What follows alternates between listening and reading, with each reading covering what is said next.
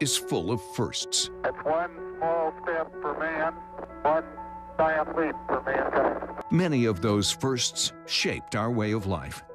For 70 years, KPRC Channel 2 has been proud to be pioneers in shaping television and Houston history. In a state the size of Texas, I hope everyone can enjoy. Causing the storms Thursday.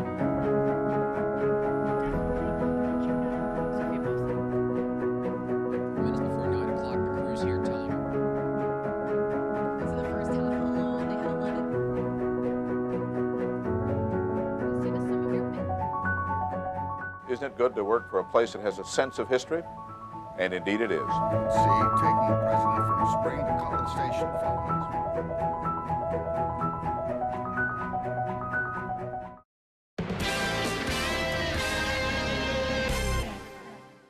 If you have something you'd like Channel 2 Investigates to check out, call the tip line at 713-223-TIPS or email investigates@click2houston.com.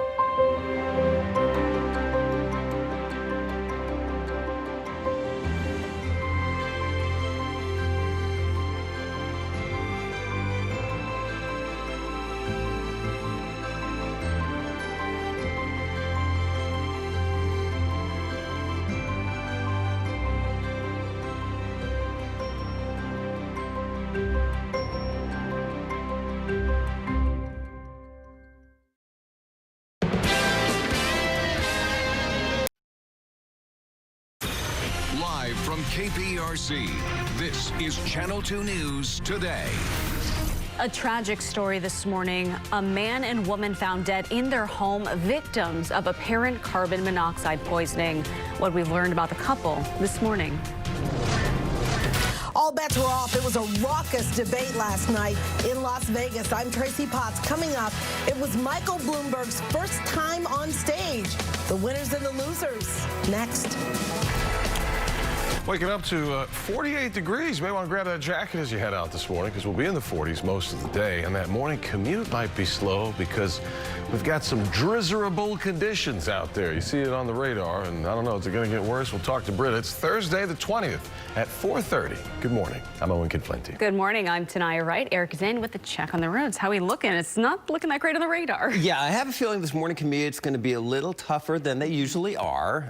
Roadways are a little bit wet. We have a little bit more rain than we have had the past couple of days, and whenever we have any kind of rain, it always makes for a tough morning drive. So you may want to plan, even now, to be out the door a little bit early. A little bit adds up to a lot. Right? It does. The good news is it's not going to be hefty downpours, but it's more area dealing with light showers. Exactly. You can always count on Owen, right? So because more of us are going to be dealing with it, that's why we're thinking it's going to be a little more of a tough go. Okay. And you need to be hefty. So there's a live look from our tower camera. Some light mist or drizzle. Again, the rain that we're anticipating this morning is fairly light, but the majority of us will be dealing with it, and that means that we're going to have more wet roads out there. With that damp weather conditions, you definitely want to give yourself that extra time. There is a live look, so pretty gloomy out there. We're not going to see a lot of sunshine today, and it's chilly. Temperatures right now in the 40s from Houston up to the north. We're still in the mid-50s in our coastal counties. The majority of the day will feature temperatures in the 40s. There's a look at exact track radar. Again, light mist or drizzle in town, and then we have these scattered showers mixing in, especially for our north counties, and that's where we have some more wet pavement across the North Freeway in Walker County. Meanwhile, this afternoon, the wind's going to pick up. Eric, they have a wind advisory that starts at 3 p.m. today, lasts through tomorrow morning, so we could see a few wind gusts on the island up to 35 miles per hour. That's going to cut through you with temperatures in the 40s. It's going to be chilly out there. Notice that we do dry out late this afternoon. We'll talk about clearing skies for your Friday coming up. All right, Britta, definitely a winter day here in Houston and a wet day. Wet morning commute. As Britta mentioned, not heavy rain out there, but a lot of areas seeing light rain. That makes for damp roadways and slick roadways. So take a look at what's going on as far as your drive goes this morning. Katy Freeway, Eldridge Parkway, looking just fine through the Energy Corridor. Not many cars out there, and even the road looks pretty good at this point here, but there's no rain falling at this particular location. North Freeway at FM 1960. Coming in from the Woodlands, this is what you've got to deal with, and yeah, it's pretty good right now. Final stop is the West Loop at Westheimer, and it too is looking all right. A little bit hazy out there. The West Loop nightly closures over the Southwest Freeway continue until March 2nd. Fair warning, it's between 9 p.m. and 5 a.m. each night. Back to you guys. Thank you, Eric. We've got some breaking news this morning. Houston police are on the scene of an attempted ATM robbery in Northeast Houston. This happened just over an hour ago at a Chase Bank on the North Loop and City Park Loop. Officers say the truck crashed right through that bank and used a chain to rip that ATM from the business.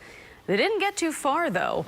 Officers found the truck and ATM right outside. The suspects have not been found.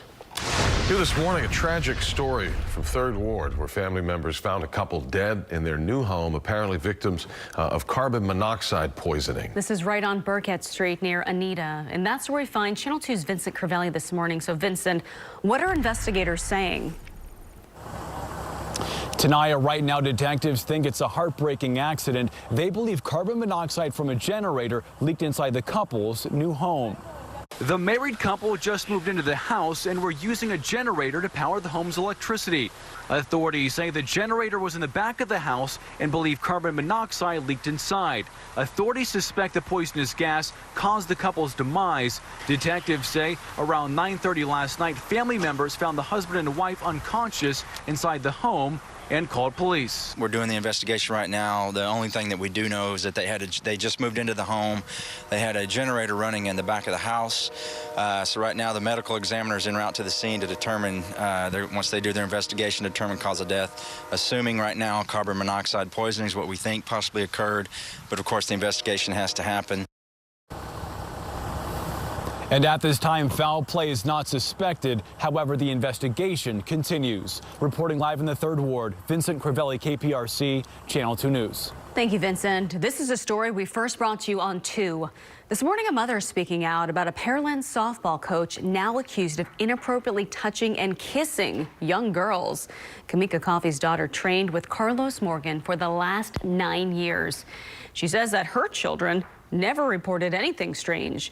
But a police report reveals a different 11-year-old girl told her mother that the 59-year-old kissed her using his tongue. Coffey says when she found out about this incident, she confronted him, and he did not deny it. And he said, well, I love her just like I love my own kids. And I said, but she's a baby. You know, you didn't think that that was inappropriate. And he said, no. Since the victim spoke up, Jason Wells with the Perryland Police Department says several others have come forward. Police say they believe there are more victims out there because Morgan has coached since the early 2000s. It's 4:36, Decision 2020. They were throwing punches last night, so to speak, during that presidential debate out in Las Vegas. That's right, the most contentious yet, with one clear target. Tracy Potts was up really late watching, and she is live on Capitol Hill this morning with a recap. Owen and Tanaya, good morning. Good morning, everyone. Team Bloomberg, after this debate, downplaying their candidate's performance. It was pretty clear from the beginning that he, the newcomer on stage, was under attack. We'll have Donald Trump for another 4 years. It took less than 5 minutes. Senator Elizabeth Warren threw the first punch. A billionaire who calls women fat broads and horse-faced lesbians. And no, I'm not talking about Donald Trump. I'm talking about Mayor Bloomberg. Billionaire Michael Bloomberg on defense all night, challenged to explain his stop and frisk policy that targeted people of color. It got out of control. It's not whether he apologized or not, it's the policy. The policy was abhorrent. They urged him to release tax returns. Bloomberg says they're on the way, and change the tax code so the rich pay more. Why are you complaining? Who wrote the code? You did. You and your campaign. Not me. You and your campaign contributions electing people who represent the wealthy and the powerful. Warren went after Bloomberg on female employees who sued, alleging a hostile work environment. Mr. Mayor, are you willing to release all of those women from those non-disclosure agreements so we can hear their side of the story? They signed those agreements, and we'll live with it. Pete Buttigieg went after Senator Amy Klobuchar for forgetting the name of Mexico's president. Are you trying to say that I'm dumb, or are you mocking me here, Pete?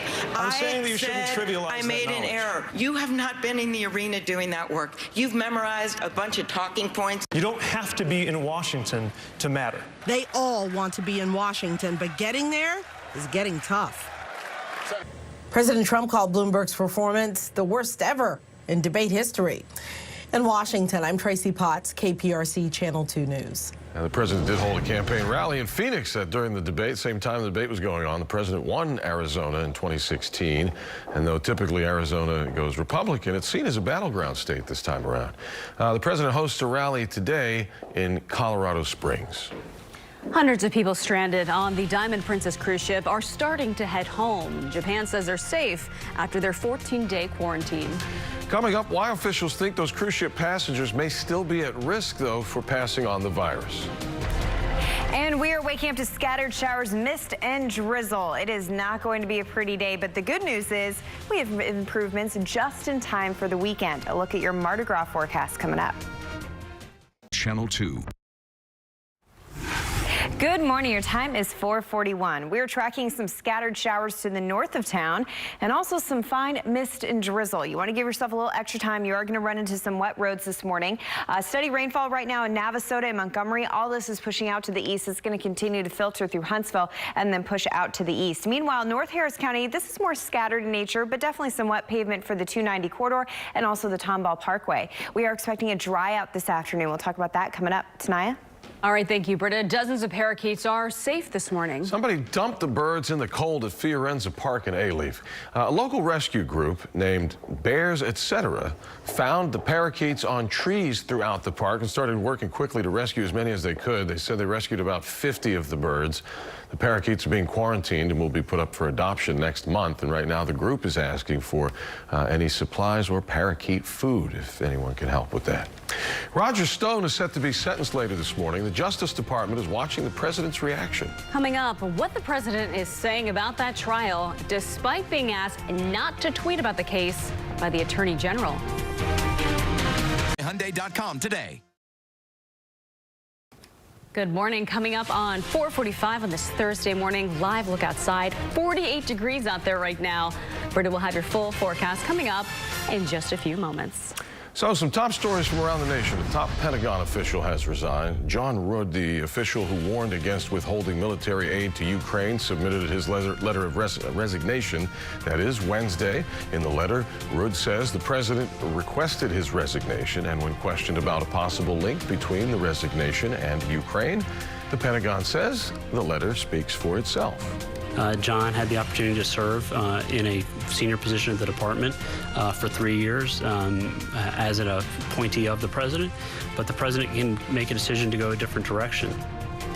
Rood is the latest name involved in the Ukraine scandal to leave the administration following President Trump's impeachment trial acquittal. Roger Stone will be sentenced today. Stone was convicted last year on 7 charges of obstruction, lying to Congress, and witness tampering. This morning, we have learned the Justice Department is reportedly bracing for the president's reaction. This after Attorney General William Barr asked the president not to tweet about active cases, a request that the president continues to defy. He tweeted just after midnight and referenced Fox News saying, quote, "What has happened to Roger Stone should never happen to anyone in our country again." This morning, another group of coronavirus evacuees will be released after a 14-day quarantine. The group at Camp Ashland in Nebraska has been tested twice a day, every day, for the virus. They say they will test one last time this morning, and then they'll be cleared to go home. The quarantine period, though, is over for the hundreds of people on the Diamond Princess cruise ship in Japan. But concerns do linger after reports surface of 14 evacuated passengers who developed symptoms only after leaving that ship. Now health officials are concerned that some of the passengers who are leaving could unknowingly carry the virus back to their communities. NASCAR driver Ryan Newman's been released from the hospital. His wife took some video of him walking away, holding his daughter's hands 2 days after that fiery crash at the Daytona 500. Newman's car spun out and crashed and then flew into the air.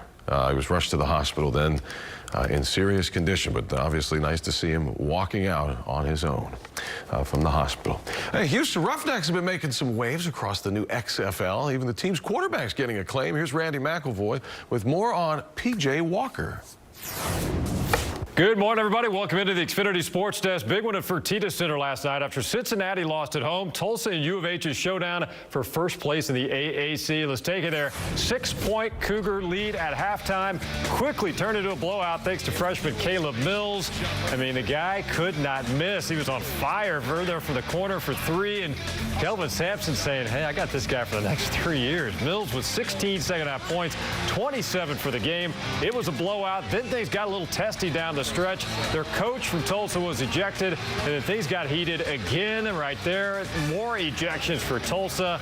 A little ugly, and the Cougs just poured on. They win by 33. They'll be at Memphis coming up on Saturday. At Astros camp, they're trying to get back to baseball and do their best to tune out all the criticism from the players around the big leagues. It's going to be a rough season indeed on the PR front, but Josh Reddick says the Houston fan support recently has been huge. We love you guys no matter what. We know you guys are going to go out there and win, and they've been nothing but positive to me at least, and they've shown their support for us. And even on Twitter, when you can get around all the negative stuff on Twitter, there's a few good ones in there right now. So, and we look for those. We look for those little Easter eggs hidden in there in the good side of things. All right, great start for the Houston Roughnecks. They're off to a 2-0 start to the season in the XFL. And now one of the stars is this guy, receiver Cam Phillips. He was named the XFL Star of the Week yesterday. He had 3 touchdowns in the win over St. Louis. Roughnecks visit Tampa on Saturday. Cam loves his role. I just want to be a playmaker, you know, whether that is a short pass, a medium pass, a long pass, a third down, whatever it is. I just want to, you know, make plays for my team. Making a lot of them. Yesterday, MD Anderson Cancer Center, the Houston Dash, and Dynamo, they joined forces again to get the message out on striking through cancer. MD Anderson will also serve as the Jersey partner, continuing on with the Dynamo for another year as well, as far as along with adding the Houston Dash this season. So they presented a check yesterday. Very good partnership there. All right, Rockets get back to work tonight. All-Star break is over. They're on the road at Golden State, then on to Utah. Big one coming up on Saturday. Reminder to follow me on Facebook, Twitter, and Instagram at KPRC2, Randy McElvoy. Have a great day, and I'll see you tonight. 10 to 5 right now, and it's really chilly and drizzly out there this morning. Yeah, kind of a morning that you want to sleep in, snuggle in, not sort of motivated to get going. So you're going to have to find something to get you out the door. You do want to make sure that you grab your coat and your umbrella. We're tracking some scattered showers, and as Tanai said, it's pretty chilly out there. So there's a live look at our Kaplan Sinus Relief camera. A lot of gloomy skies. The good news is we're hours away from sunshine. It's going to happen. We just have to wait until tomorrow to really tap into those beautiful clear skies. Right now we have temperatures in the 40s. The majority of your day will be in the 40s, so it's going to be pretty chilly. We're at 51 degrees downtown, 50 degrees in Sugar Land, mid-50s in Galveston. Everyone north of I-10 is in the 40s, and our winds are coming in at 10 to 20 miles per hour, so a little breezy. As we go into the afternoon, the wind is going to be picking up, and we do have a coastal wind advisory in effect from 3 p.m. this afternoon through tomorrow morning. So at the coast, a few of our wind gusts could be up towards 35 miles per hour. Away from the coast, we're below advisory levels for this afternoon, but still going to be breezy. That adds in with the damp conditions, the cooler temperatures. You are going to be a little chilly today. We're tracking some steady rain right now in our north counties. Here in town, it's pretty spotty. You are going to run into wet pavement for the morning drive, and our rain chances are actually going to be dropping as we go into the afternoon, kind of opposite from what we saw yesterday. So drier conditions after lunchtime, but notice that our temperatures kind of hover in the upper 40s to low 50s. So what's happening is we have this very chilly north wind moving through southeast Texas, but look look at all this moisture pushing in from the west. That's riding up over that cool air, and that's creating those overcast skies, the drizzleable conditions, and also those light scattered showers. The good news is we are going to be clearing out. It's just not going to happen until later tonight. So in our Futurecast model, getting your kids out the door to school, you are going to have to deal with light rainfall for morning drop-off. By lunchtime, we dry out. This afternoon, picking up your kids, it's still going to be chilly and cloudy, but the rain is done by that point, and then we start to clear out the skies tonight. Because we are expecting clear skies tonight, that will allow those temperatures to drop significantly. So tomorrow morning, we will be waking up in the upper 30s. We're above freezing, but this is a cold start for a Friday. We're expecting temperatures around 39 degrees at Bush Airport, 38 in Tomball. At the coast, we'll have temperatures in the low 40s. As we go into the weekend, a little bit of a warm up. It's still going to be cool, but seasonably cool. We'll be back to the 60s with that ridge of high pressure bringing in a little bit of a southeast breeze. There's a full look at your 10-day forecast after the cold start tomorrow. It's going to be a beautiful Friday afternoon, chilly, but at least we'll have sunny skies. And Eric, our weekend forecast not looking bad. We'll be in the 60s and then up to 70 degrees for Monday. 60s sure do sound a little bit better than the 40s today. All right, nice warm coats outside and your drive today a little on the wet side. The roadways are looking wet. 288 is, but we don't have any accidents, and traffic volume is light, as you might expect, at 4:52 in the morning. So it's only taking you 11 minutes to get into downtown from FM 518. That's not a bad number for us. But you do see that the roadways are wet out there. This is 288 at Beltway 8. We've got another shot at the east side of town. This is I-10, the East Freeway at Normandy. Again, wet roadways, and we've got wet roads across town, basically. East X Freeway on the north side at Tidwell. Same story, kind of hazy out there. Some scattered light rain showers, but they aren't affecting drive times right now. We are still in the green, moving along at posted speeds on all our major arteries. Back to you guys. Thank you, Eric. Time right now is 4:53. Here's a look at what's trending today. You may have a chance to see Whitney Houston on stage once again. An Evening with Whitney, the Whitney Houston Hologram Tour, kicks off next Tuesday in England. The singer's former manager says Houston had envisioned the show before her death in 2012. As of right now, no North American dates have been announced, but performances could be scheduled sometime later this year. Florida surfer didn't realize just how many sharks were swimming around him in New Smyrna Beach until he looked at the drone video. At times, a dozen sharks can be seen in that shallow water. Black-tipped sharks are very common there in New Smyrna Beach. So common, experts call the area the shark attack capital of the world.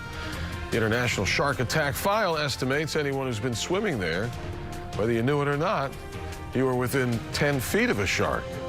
It's not really comforting. No, but if you're back and alive, I guess, hey. True.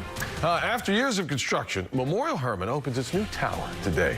And we're going to bring you a sneak peek. Coming up at 5, Haley Hernandez has the new state-of-the-art changes coming to the Texas Medical Center before it opens to the public. Back now, 4:56. An Indian construction worker setting social media on fire. Yeah, that's because he appears to run a 100-meter distance in just 9.55 seconds. The man was running in a traditional competition called Kambala. It involves driving a pair of buffalo a certain distance and running alongside them. His speed drew comparisons with the 8-time gold medal winner Usain Bolt, who holds the 100-meter world record of 9.58 seconds. He's like running on water. Yeah, he's so fast he's running on the water. That's pretty crazy. Jeez. All right, I guess we got a little time for Britta.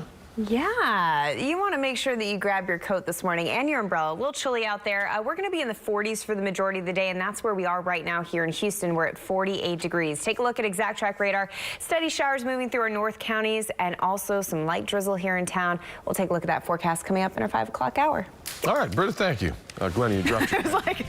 6 Democrats took the stage last night in Las Vegas. They did not hold back on one particular candidate, the newcomer, Michael Bloomberg. Coming up, we speak with a NBC senior business correspondent on how Bloomberg fared in his very first debate.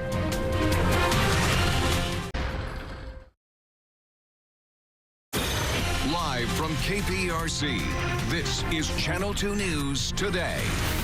Developing this morning, new information from federal prosecutors out of Germany after 10 people were killed in a mass shooting. What we've learned about the gunman. It's likely one of the most heated debates Americans have seen in the race for the White House. Democrats launching attack after attack against the newcomer, Michael Bloomberg. Mike Bloomberg owns more wealth than the bottom 125 million Americans. That's wrong. That's immoral. The best-known socialist in the country happens to be a millionaire with 3 houses. What'd I miss here? How Bloomberg held up last night as the debate went on. And this morning we are tracking scattered showers and chilly temperatures. We'll get you through your day and talk about your weekend forecast. All right, Britt, that sounds good. It's 5 o'clock now. Good morning to you. I'm Owen Conflenti. Good morning. I'm Tanaya Wright. Eric, so how are the roads looking? It's not the best day. A little drizzly out there. Yeah, not the best day. We're accident-free right now, which is always a good thing. But anytime we have rainfall, any kind of wet roadway, it always causes problems on the road. So bear that in mind as you're getting ready to head out the door this morning. Number one, you're going to have to dress for the day because it's going to be really cold, according to Britta. But yeah, the roadways are probably going to be a little slow today. Yeah, and you know, we already reached our high for today around 2 o'clock this morning. So we're not really going to warm up from this point. What you feel is very similar to what you're going to feel as we go into the afternoon, because we're not talking about a big dramatic drop in temperature. It's already dropped, but we're going to stay in the 40s today. So just no big warm up. There's a live look at our tower camera. We are tracking some wet roads across town. Most of us in the metro area are dealing with some light drizzle and mist, but we are tracking some showers on the southeast side, and our north counties are dealing with steady rainfall from Navasota into Huntsville, moving over towards Lake Livingston.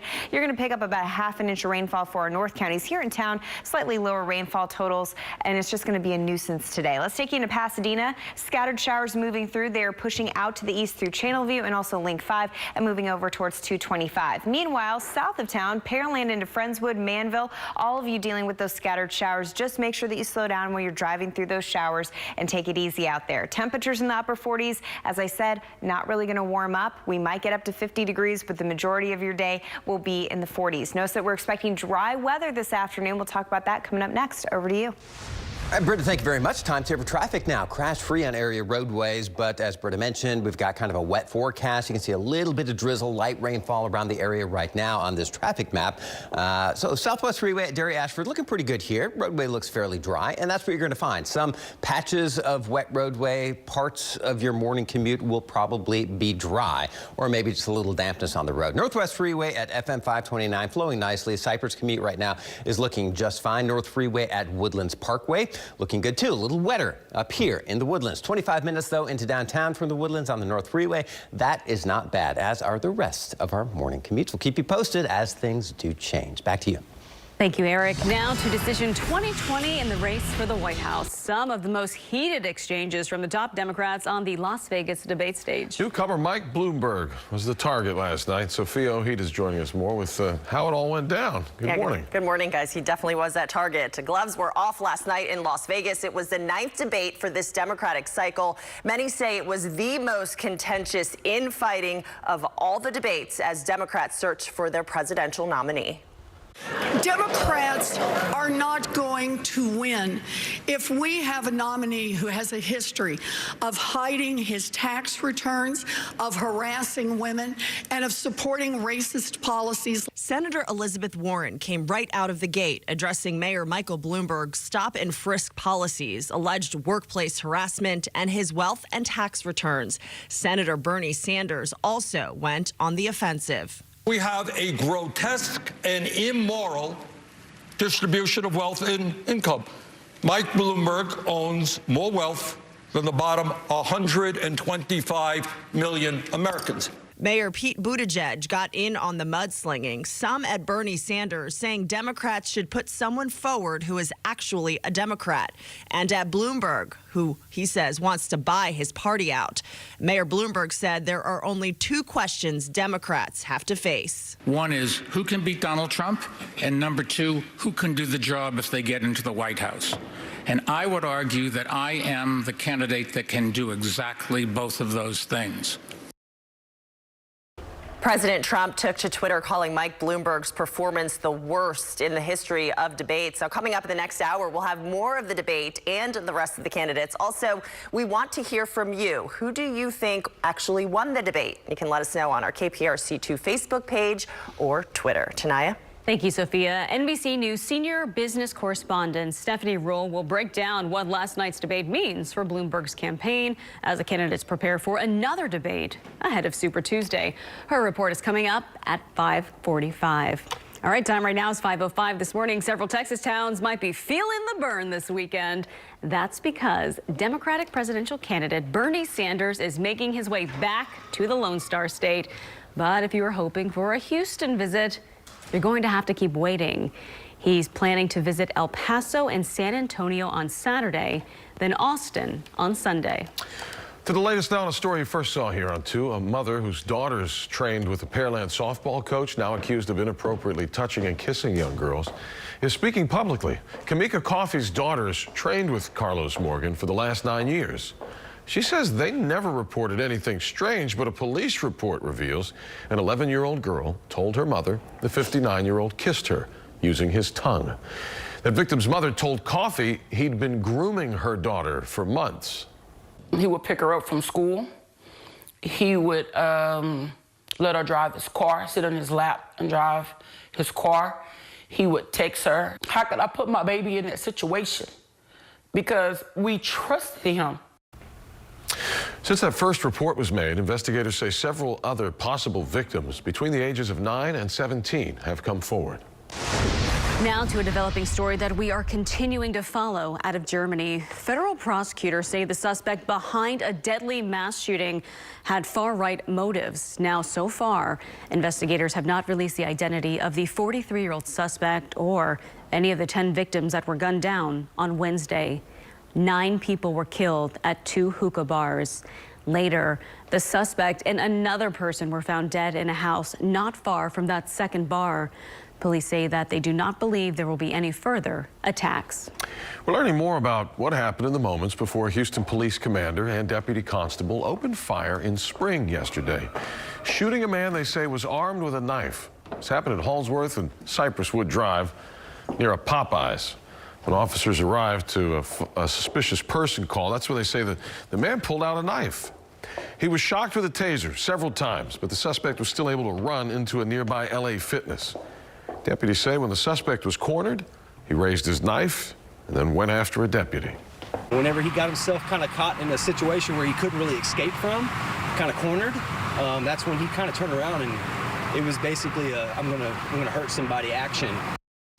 A deputy constable received minor injuries to his elbow. The suspect was wounded several times but is expected to survive.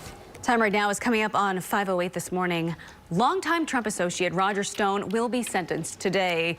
The judge ruled that she would consider his latest request for a new trial and give him an appeal after his sentencing.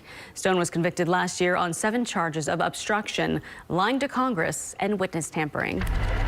Well, new this morning, a woman is recovering after firefighters rescued her from her burning home in southwest Houston. Firefighters arrived to the home on Ascot Glen and Park Ridge, where they spotted smoke coming from the place. Crews made a quick attack on the fire. They pulled the woman out of the home. They treated her at the scene for smoke inhalation, and no word on the fire's cause. All right, well, the break is over. Time to get back to the grind. That is right ahead at 5, who the Rockets will face on the road tonight. And we're waking up to breezy, chilly, and damp weather. We'll take you through your forecast and let you know what we're expecting as we get closer to the weekend.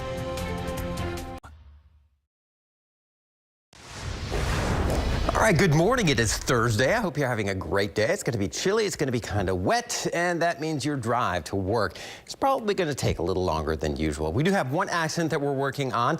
This is the West Loop northbound, right at the exit to get onto 290. And let's take a look quickly at what we've got going on. Right here off in the distance, it's not causing too much of a problem right now, and hopefully it gets taken care of pretty quickly. And that is the only game in town. We don't have any other crashes we're dealing with, so inbound drive times for all of you in all of our suburbs around town still looking good. Britta? Oh, great to hear, Eric. Definitely want to be on top of it this morning, though, because we are tracking those scattered showers. Most of us here in the metro area dealing with some fine mist or drizzle, but we do have some showers working their way through, too. Let's take you up towards the northwest side. We're tracking some scattered showers over the 290 corridor. If you're just leaving your house in Cypress and Hockley, you definitely want to slow down your speeds, and we're seeing it over the Tomball Parkway as well. Meanwhile, the southeast side, some steadier rainfall, heavier at times right along the East Freeway, and also moving over Highway 90, League City, getting into some showers as well as Perryland. The good news is we're going to dry things out as we go into the afternoon, but we're not going to see a warm up. Tenaya, right now we're in the 40s, 50s at the coast. That's where we're going to stay throughout the day, and we also could see some gusty conditions building in this afternoon. I'll let you know who needs to worry about a wind advisory coming up next. Thank you, Britta. Chilly start to the day, and it's going to be cold all day. Tonight will be the first game after the All-Star break for the Rockets. Yeah, on the road, ready for Golden State. The Rockets failed to lift off during their last matchup Christmas Day with the Warriors, so looking for that first win inside the Chase Center tonight. Tip-off at 9:30. A smash and grab gone wrong at a bank on the northeast side. Coming up, how many guys police are looking for after an ATM was ripped from the bank? And next, real chaos to get the real ID.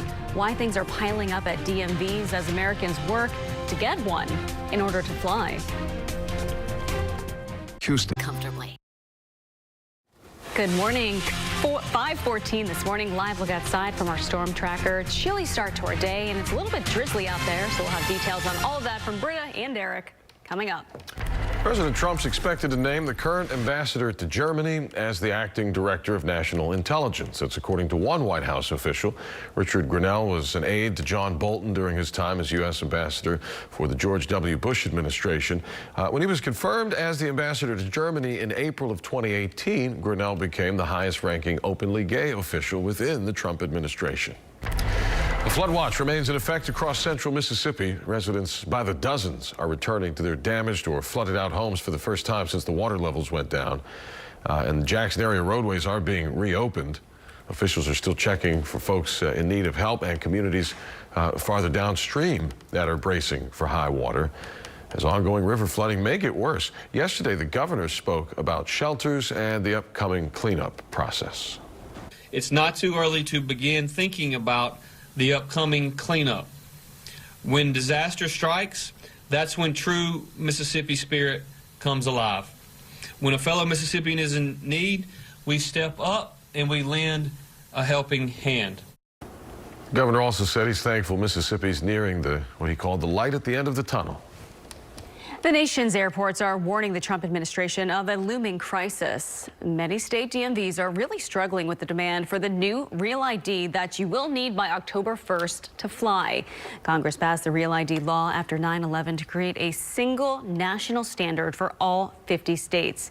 The IDs, designated by either a star or state logo, are verified from multiple sources, so they're actually harder to counterfeit. The problem, while states have now issued 95 million real IDs, that is just 34% of the total, leaving 2/3 of Americans with the task of upgrading their licenses by the deadline. So the nation's airports have told the administration this is a crisis. And my message to them is act on it. We can't wait any longer. Delay this thing. Right now, there's no indication that Homeland Security will extend that deadline, but it is considering ways to speed up that process. North Carolina man finding his own way to honor the late Kobe Bryant by making a tribute casket for him.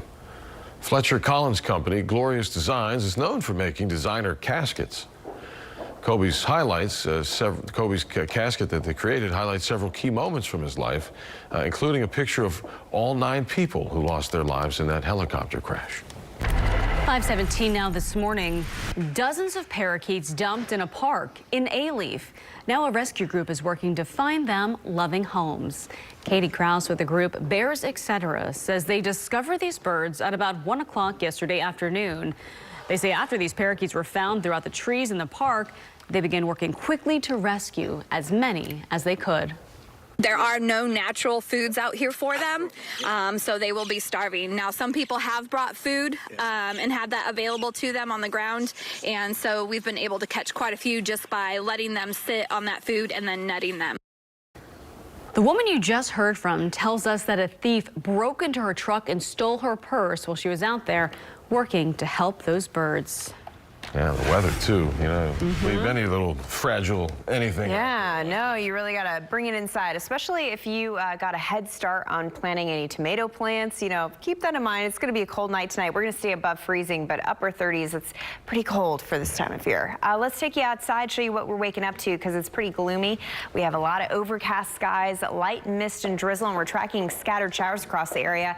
Our high temperatures for today already behind us. We were at about 54 degrees in Houston early this morning, around 2 o'clock in the morning, and now we continue to see our temperatures dropping across the area. We're 50 degrees right now downtown, 49 in Sugar Land, 54 in Galveston. Notice the winds coming out of the north, 15 to 20 miles per hour, so it's breezy. You want to make sure that you bundle up this morning, especially for the kids heading out the door to school. We are tracking some rain, steady rainfall for our north counties, some light scattered showers here in town. Most of the metro area actually dealing with some light mist or drizzle, but we have showers moving through as well. You can see that on the southeast side and also on the northwest side of Harris County. We are going to drop our rain chances in the afternoon. So that's good news. We're going to be drying out, but our temperature is not really warming up. We'll stay in the 40s for the majority of the day. We have that cold north breeze moving in at the surface, but on top of that, we have all this moisture riding over it from the southwest, and that creates the overcast skies, the steady showers, and that drizzle. We will see improvements as we go into tonight, but that's going to allow those temperatures to really drop. Take a look at our Futurecast model, and we'll take it hour by hour. This morning, it's that steady rainfall for our north counties, the drizzle here in town, and chilly temperatures in the 40s. After lunchtime, we do dry out, so picking up your kids after school, you don't have to worry about the wet weather, but it's still going to be cloudy, chilly, and also breezy. Make sure that they take their winter coats today. Heading into tonight, we clear out the skies. That allows our temperatures to really bottom out. So tomorrow morning, we are waking up in the mid to upper 30s, about 38 degrees expected here in Houston. Temperatures will be above freezing, but it's going to be a cold start to our Friday. We have this ridge of high pressure moving in. It does push out to our east this weekend, and that does allow a warm up. It's still going to be cool in the 60s, but at least we'll have some slightly warmer conditions, and we're looking really good for Saturday and Sunday. So good weather moving in, especially if you are going to be doing a little celebrating for Mardi Gras. Yeah, a big weekend down on the island, Britta, and it looks like the weather will cooperate. Time saver traffic now. It is kind of a damp morning drive out there, and that always means a slow go. So plan for a little extra time on the roadways this morning. We do have one accident that we are working. This is on the West Loop, northbound, right at the exit to get off onto 290 outbound. This one, you can see, not causing major delays. Folks are getting around it, but just be aware of that. You may need to tap on your brakes, and hopefully this will not be an issue for very much longer. This one came about 20 minutes ago. South Loop at Scott looking just fine out there. The roadways are a little bit damp again, so they could be a little slick with the patchy rain that we've got going on. North Loop at Irvington, typically this time of the morning, it is free-flowing, but at the heart of the morning drive, it's a parking lot. And the East Loop, checking out the last portion of the 610 loop system around Houston, looking good. All of our main arteries still looking delay-free and moving along at posted speed, so we are in the green on all of our drive times. Back to you. Eric, thank you. 521. A Little League director near Williamsport, Pennsylvania, is sending a message to his 4,000 players about our Houston Astros. He's banning the team name. Bob Bertoni recommends no team in the 23 leagues he oversees use the Astros name. He says a few teams did use it last year. Bertoni's concerned his players might try to mimic parts of the Houston sign-stealing scheme. Just want to let that sit in for a second. Little League International, the Williamsport-based governing body for baseball and softball leagues around the world, says it will not restrict districts or leagues from borrowing the Astros name. Obviously, they're going to use it, especially around here. So, if you've got kids, they might have been through an active shooter drill at this point in school. Today, 95% of schools are doing them, but a new report now finds instead of improving safety, these drills are just leaving the kids traumatized. And she cried some more and paused and then said, "And is this because a bad person with a gun is going to come and shoot at me in my classroom?" This was the first you had heard of the drill. Correct. So is it helping or just stirring up fear? We're going to tune in to the Today Show later and find out more on these drills. Well, they've stepped away from their families, but their duties aren't over just yet. Ahead, new details from Buckingham Palace on Harry and Meghan's final royal engagements. And good morning, everyone. I'm health reporter Haley Hernandez. Memorial Hermann in the medical center gets a facelift. How new operating rooms are expected to improve survival rates of the most critically injured Houstonians, coming up. Prince Harry and Meghan Markle have announced when they plan to officially step back from their royal duties. The pair are expected to take part in several more official engagements in the UK before stepping back officially on March 31st. The final announced engagement as senior royals is scheduled for March 9th. That's when they're going to join the royal family for the Commonwealth service at Westminster Abbey. And it was a day a young boy in Texas has waited half of his life for, and he got to do it with hundreds of his friends cheering him on. 300 people packed a courtroom to see the Swartz family's pledge to Nike. They had been the boy's foster parents for the past 4 years. On Monday, look at him, Nike's second grade class, church friends, even a superhero came together to celebrate this big moment. And at this time, I am officially granting the adoption. See every one of those people in that courtroom is his family. He knows now. And the doggy. He also got a shout out from the Dallas Cowboys. The 8-year-old's favorite football team sent him a bucket full of signed swag. Congratulations to that family. Well, some good news this morning coming out on the coronavirus crisis. Coming up, the critical breakthrough University of Texas researchers have made as they work to try to come up with a vaccine. And traffic this morning. Roadways are a little damp, so give yourselves extra time. We also have one accident blocking, it looks like a right lane. This is the 610 West Loop northbound at Headston, the exit ramp getting onto 290. We'll talk a little bit more about this, plus look at the updated drive times on most area freeways. It's coming up in a couple of minutes.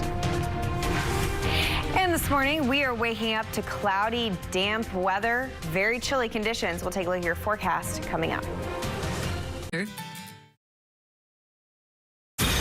Live from KPRC, this is Channel 2 News Today. This morning, tragedy in 3rd Ward. Family members find their relatives dead inside of their new home. Why fire officials believe that couple may have made a deadly mistake. Well, the gloves are off. Democrats going after newcomer Mike Bloomberg on the debate stage. A billionaire who calls women fat broads and horse-faced lesbians. And no, I'm not talking about Donald Trump. I'm talking about Mayor Bloomberg. How Bloomberg responded to questions on non-disclosure agreements and his female employees who alleged some sexual harassment. And millions of kids' water bottles are under recall this morning after more than 400 reports that a piece can come off and possibly choke your child. We're going to show you which bottles you need to look for in your cabinets and what to do if you have some of them. Good morning, everyone. Thanks for waking up with us on a Thursday morning. I'm Tanaya Wright. Good morning. I'm Owen Conflenti. It's 5:30. We'll get to traffic with Eric in a moment. First, though, Britta's forecast. A little sloppy out there. Yeah, a little sloppy. So we're waking up to temperatures in the 40s. We have some scattered showers across the area, and it is breezy. So bundle up. You want to grab your winter coat and an umbrella. We're tracking some steady rainfall in our north counties. I know it looks pretty impressive, but we're only going to pick up about 1/4 of an inch of rainfall. So this is really just annoying and a nuisance and very inconvenient for your morning drive. I want to take you out towards the east side where we're tracking some showers that are leaving the Pasadena area, but look off to the west. We have some more showers that are getting closer to the Gulf Freeway, and that all has to push out to the east. Meanwhile, as we take you into Brazoria County, just tracking some light scattered showers. As I said, we're in the 40s, and we're not going to see a big warm up today. We're going to keep it in the 40s. The good news is, though, Eric, we're expecting a dry out later today. We'll take a look at that part of the forecast coming up. Well, improving conditions, that's always a good thing. But yeah, remember those coats today. It's going to be chilly.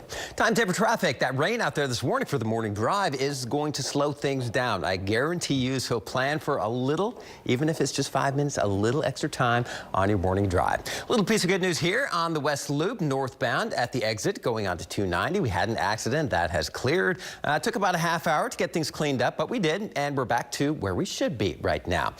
Elsewhere, North Freeway at Gulf Bank. This is what most area roads look like. A little bit damp, but free flowing at this hour. In fact, your current drive times with crash-free conditions across the area. We are in the green and moving along at posted speeds. Drive safely this morning.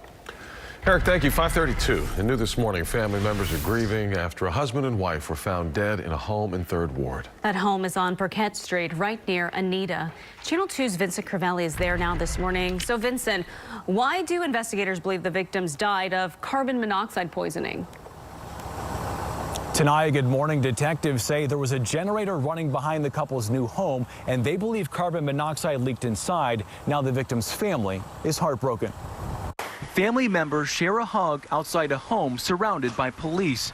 This is where a husband and wife lost their lives, a home they just moved into. We're not seeing any signs of foul play at this time. Instead, officers believe carbon monoxide poisoning is to blame. The deadly gas is odorless and makes you feel sleepy, and if you breathe in too much, it could kill you. They had a generator running in the back of the house, so right now the medical examiner is en route to the scene to determine, once they do their investigation, determine cause of death. Assuming right now carbon monoxide poisoning is what we think possibly occurred, but of course the investigation has to happen. Relatives discovered the couple unconscious in the home around 9:30 last night.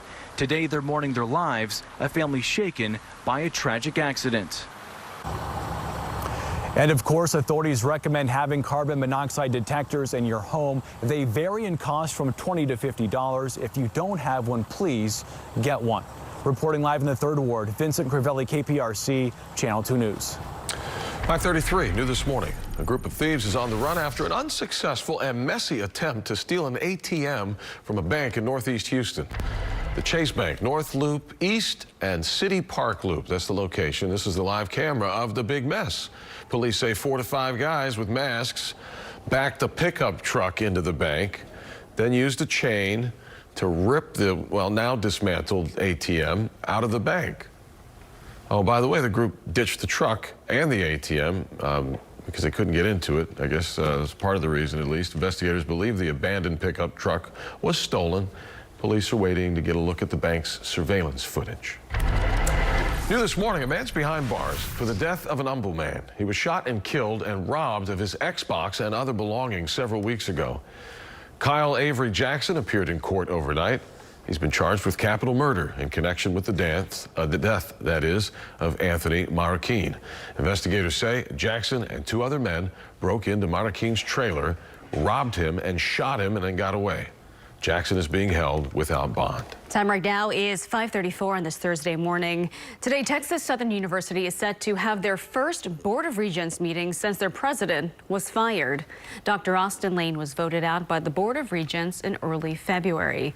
The board said that Lane failed to report allegations of fraud in the university's admissions process and broke other parts of his contract. He has denied any wrongdoing. In Decision 2020, one of the most intense Democratic debates to date, Michael Bloomberg made his case in front of America for the very first time on the debate stage. Yeah, his opponents were ready with a lot of attacks. Senator Elizabeth Warren went after Bloomberg on if he would release women who had alleged sexual harassment and gender discrimination from non-disclosure agreements that they had signed when at Bloomberg. We have a very few non-disclosure agreements. How many is Let me that? finish. How many is that? None of them accuse me of doing anything other than maybe they didn't like the joke I told.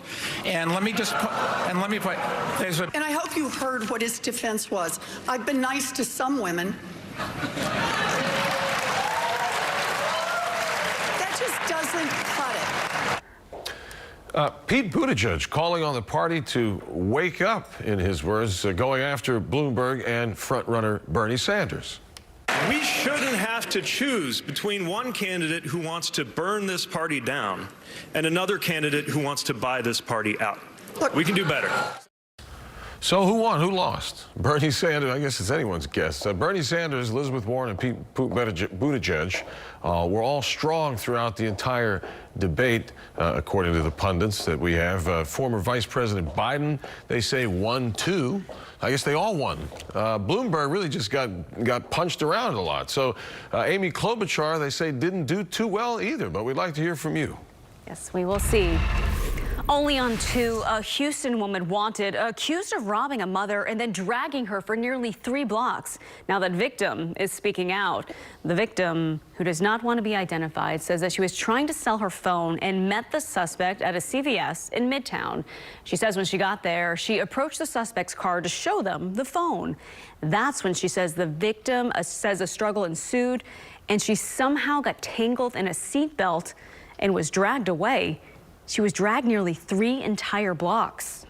They didn't even get a chance for me to they didn't even tell me get off, or they closed the window or nothing. They didn't do nothing. They just drove off. And next thing you know, I was in the floor. I was in the ground. If you know anything about this incident, you're asked to call police. Jury deliberations continue in Harvey Weinstein's case. Yesterday, his lawyers asked the judge to throw out one of the jurors. They say she wrote an upcoming novel about a predatory older man and reviewed a book about sexual relationships between a teen and her teacher, while the judge is allowing the witness to stay. Time right now is 5:37 on a Thursday morning. Britta, it's not the nicest day outside. No, not ideal by any means. So we're tracking scattered showers across town. Give yourself that extra time for the morning drive, because with wet roads, you never know how it's going to unfold. Temperature-wise, we're in the 40s, and we're not really going to see a warm-up today. So make sure that you grab your coat and you bundle up. The good news is, as we go into the afternoon, we will start to dry out, but the wind starts to pick up and those skies start to clear. So it looks like we're in for a cold night, and one spot is under a wind advisory for later today. We'll take a look at who coming up. All right, thank you, Britta. American evacuees quarantined for 2 weeks after fleeing China. Well, they are now going back home. Ahead this morning, the breakthrough researchers at the University of Texas have made as they tried to develop a vaccine.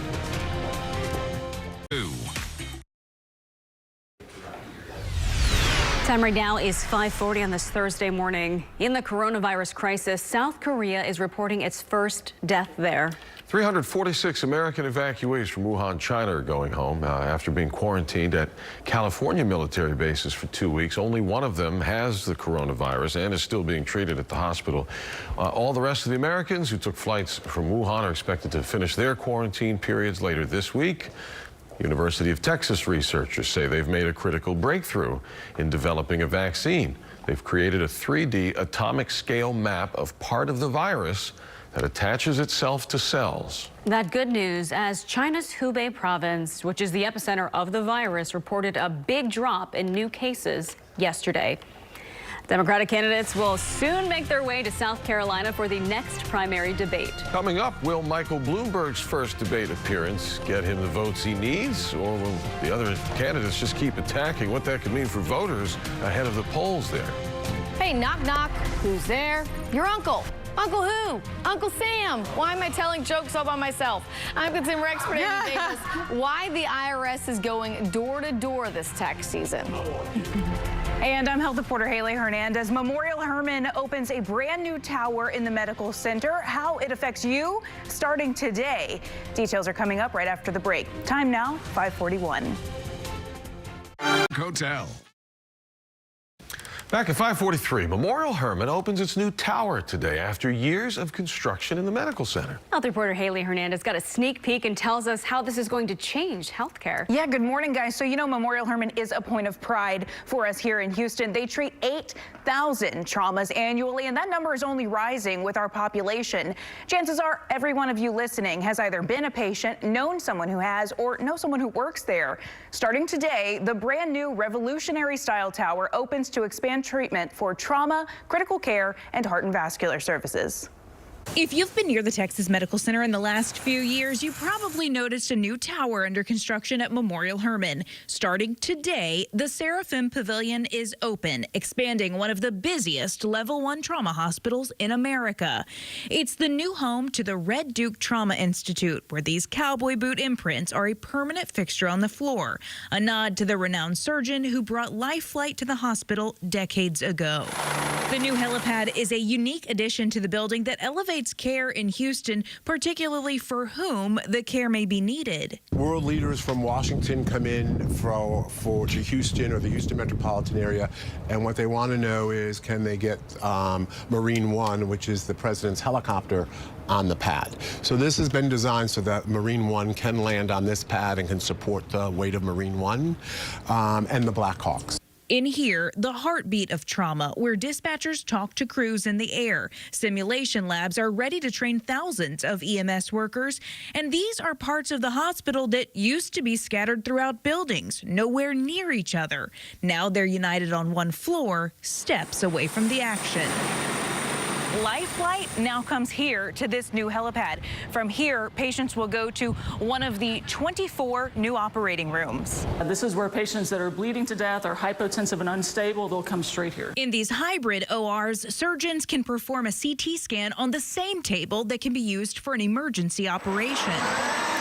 We can do every operation on every part of the body to stop the bleeding and simultaneously do CAT scan imaging.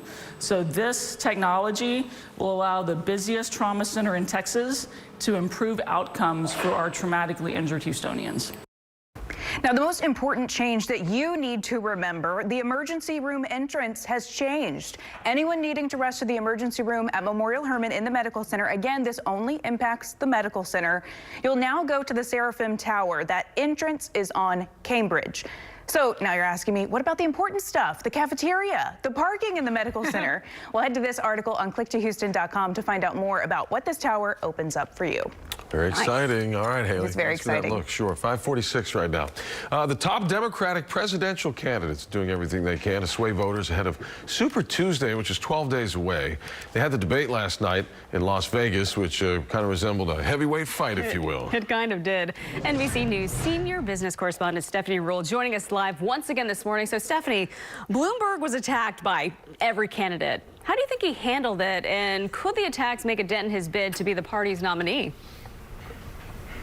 Mike Bloomberg certainly didn't have a good night last night. The question will be, is the debate fatal? We know that in the next week or so, he is going to use his machine to put out ads to move forward, and he will most likely live on. The issue is, Mike's poor performance gave life to all of those other contenders. And what moderates need is some of those moderates to drop out of this race so they can actually square off against Bernie Sanders. Last night, Bernie Sanders went into the night the front runner. What Mayor Bloomberg needed to do, if he really wanted to make this a two-man race, would be to stand out and have some of those other contenders in the shadows where they would possibly drop out so he could get the support of their supporters. That didn't happen. You saw Joe Biden come out swinging. You certainly saw Elizabeth Warren. She then went out and raised almost $3 million, which is the most she's raised on any day in the campaign. And Mayor Pete and Amy Klobuchar were out there fighting as well. So the person who, if you really watched last night, won the debate would have been President Trump. President Trump got to see all of those contenders up there duking it out blood sport style, leaving many people watching saying, can this party get under one tent, under one candidate? And people are scratching their heads. I know everyone seemed to go after him during his first debate. With Super Tuesday just around the corner, 12 days away, and early voting already underway right here in Texas. So how do you think the candidates did last night to win over the voters across America? Well, what most likely happened was each candidate kept the support they have. If you were a Mayor Pete fan, you love the fact that he is a master debater. If you're a fan of Senator Amy Klobuchar, you like the fact that she was hitting Pete hard on experience. Over and over, she said, I have actually been a senator. I've lived through this in Washington. You've never done it, Pete. Most people have looked at Mike Bloomberg and said he missed many clear opportunities. Remember how much Mike has done on education, on climate change, on gun control. In a state like Nevada, guns are something he should have led with. When he was pushed on money, he should have said, well, the Democratic Party wasn't complaining when I gave so much in the 2018 midterms that helped flip the House. He missed many of those opportunities. It was a night for Mike to go big. He certainly didn't. Bernie Sanders walked away, went in the winner, and walked away still leading. All right, big learning experience in his first debate. Thank you, Stephanie, again. And remember, you can look for more extensive reporting and detailed analysis on last night's debate from Las Vegas coming up on the Today Show. That's right after this newscast starting at 7 a.m. 10 minutes to 6 here at Channel 2 News Today. Here's Britta.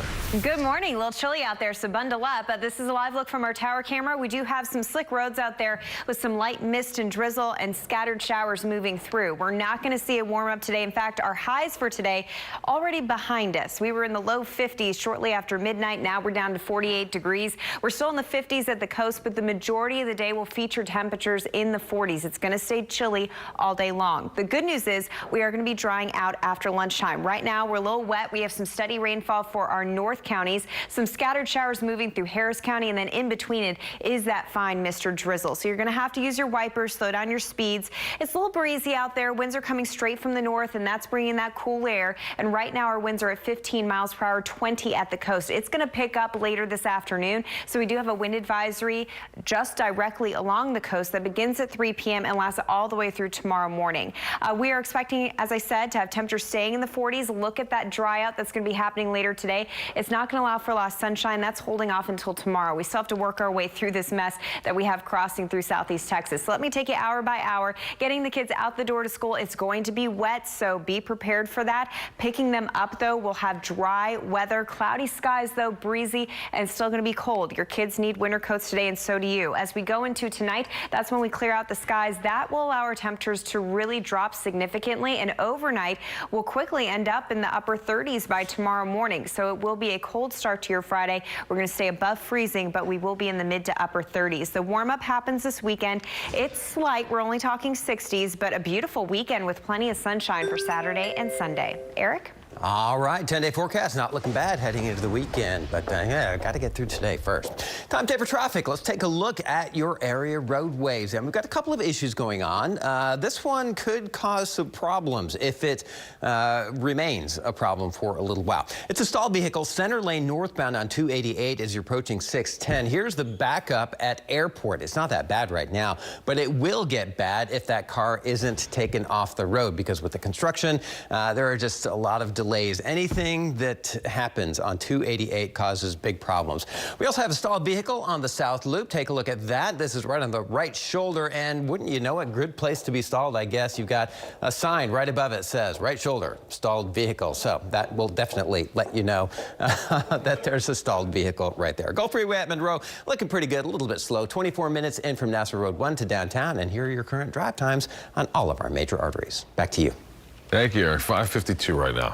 I guess I don't have to tell you, this is no avoiding the IRS. Yeah, you cannot get away ever. You can lie to anybody else, but not the IRS. And they may make a home visit if you don't file your taxes. They will find you. Plus, recall alert for parents. What you need to know about a water bottle that could potentially put your child in danger.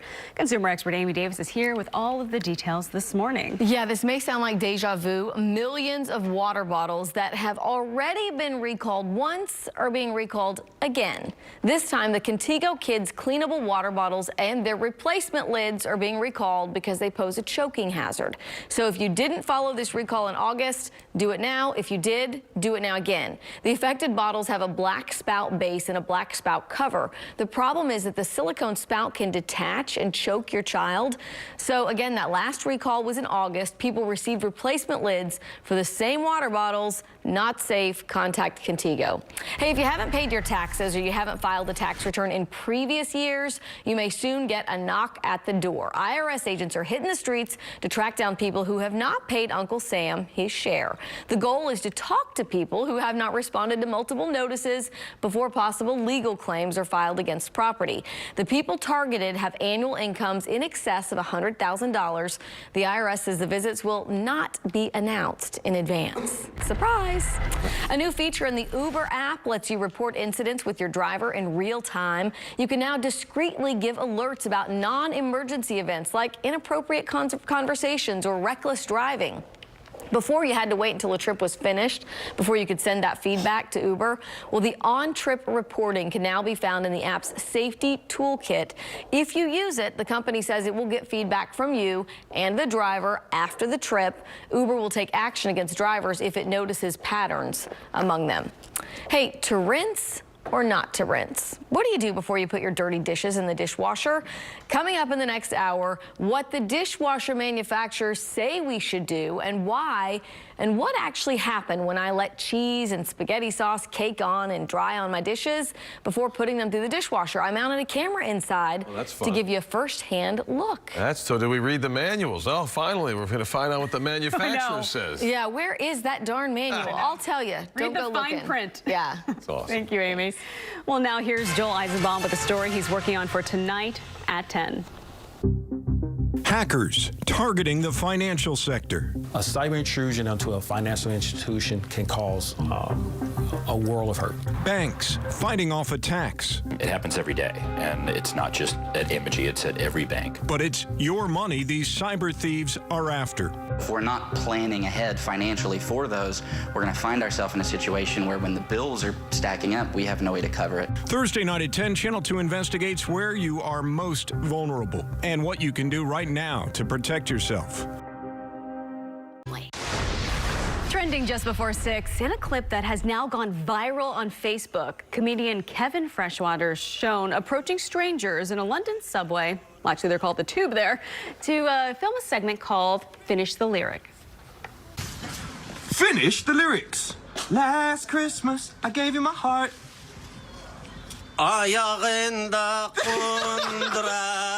Mama just killed a man. Put a gun against his head.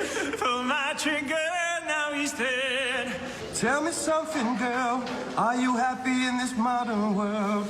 Or do you need more? Wow. Keep going. So hardcore. Wow, you're really good. Keep going. I'm off the deep end. Watch as I dive in. I'll never meet the ground. Wow. I just got chills. This video has since racked up more than 12 million views. Live from KPRC, this is Channel 2 News Today. Fireworks lit up the stage in Las Vegas. Top Democrats clashing and looking for votes, but it was the newest face on the stage that took the brunt of the attacks. We have a very few non-disclosure agreements. How many is Let me that? finish. How many is that? Not just Elizabeth Warren, they all went after Michael Bloomberg. And we'll find out how the other candidates did as well. We've got some breaking new details in a mass shooting that left 11 people dead overseas. What we have just learned about the gunman accused of shooting up 2 hookah bars in Germany. A wet start to the Thursday morning. Rain is rolling through the area, making a little bit of a mess out there. We'll get you caught up on that. It's 6 o'clock right now. Good morning. I'm Owen Giflenti. Good morning. I'm Tanaya Wright. Eric is in tracking the traffic out there. So how are we looking? It's a little wet in some spots. It is a little wet, and you can always expect that we're going to have a slow go of it on a morning drive when we have rain out there. So just bear that in mind as you're getting ready. You may want to put things together and get out the door a little early. A couple of minor things going on area roadways, but nothing major right now.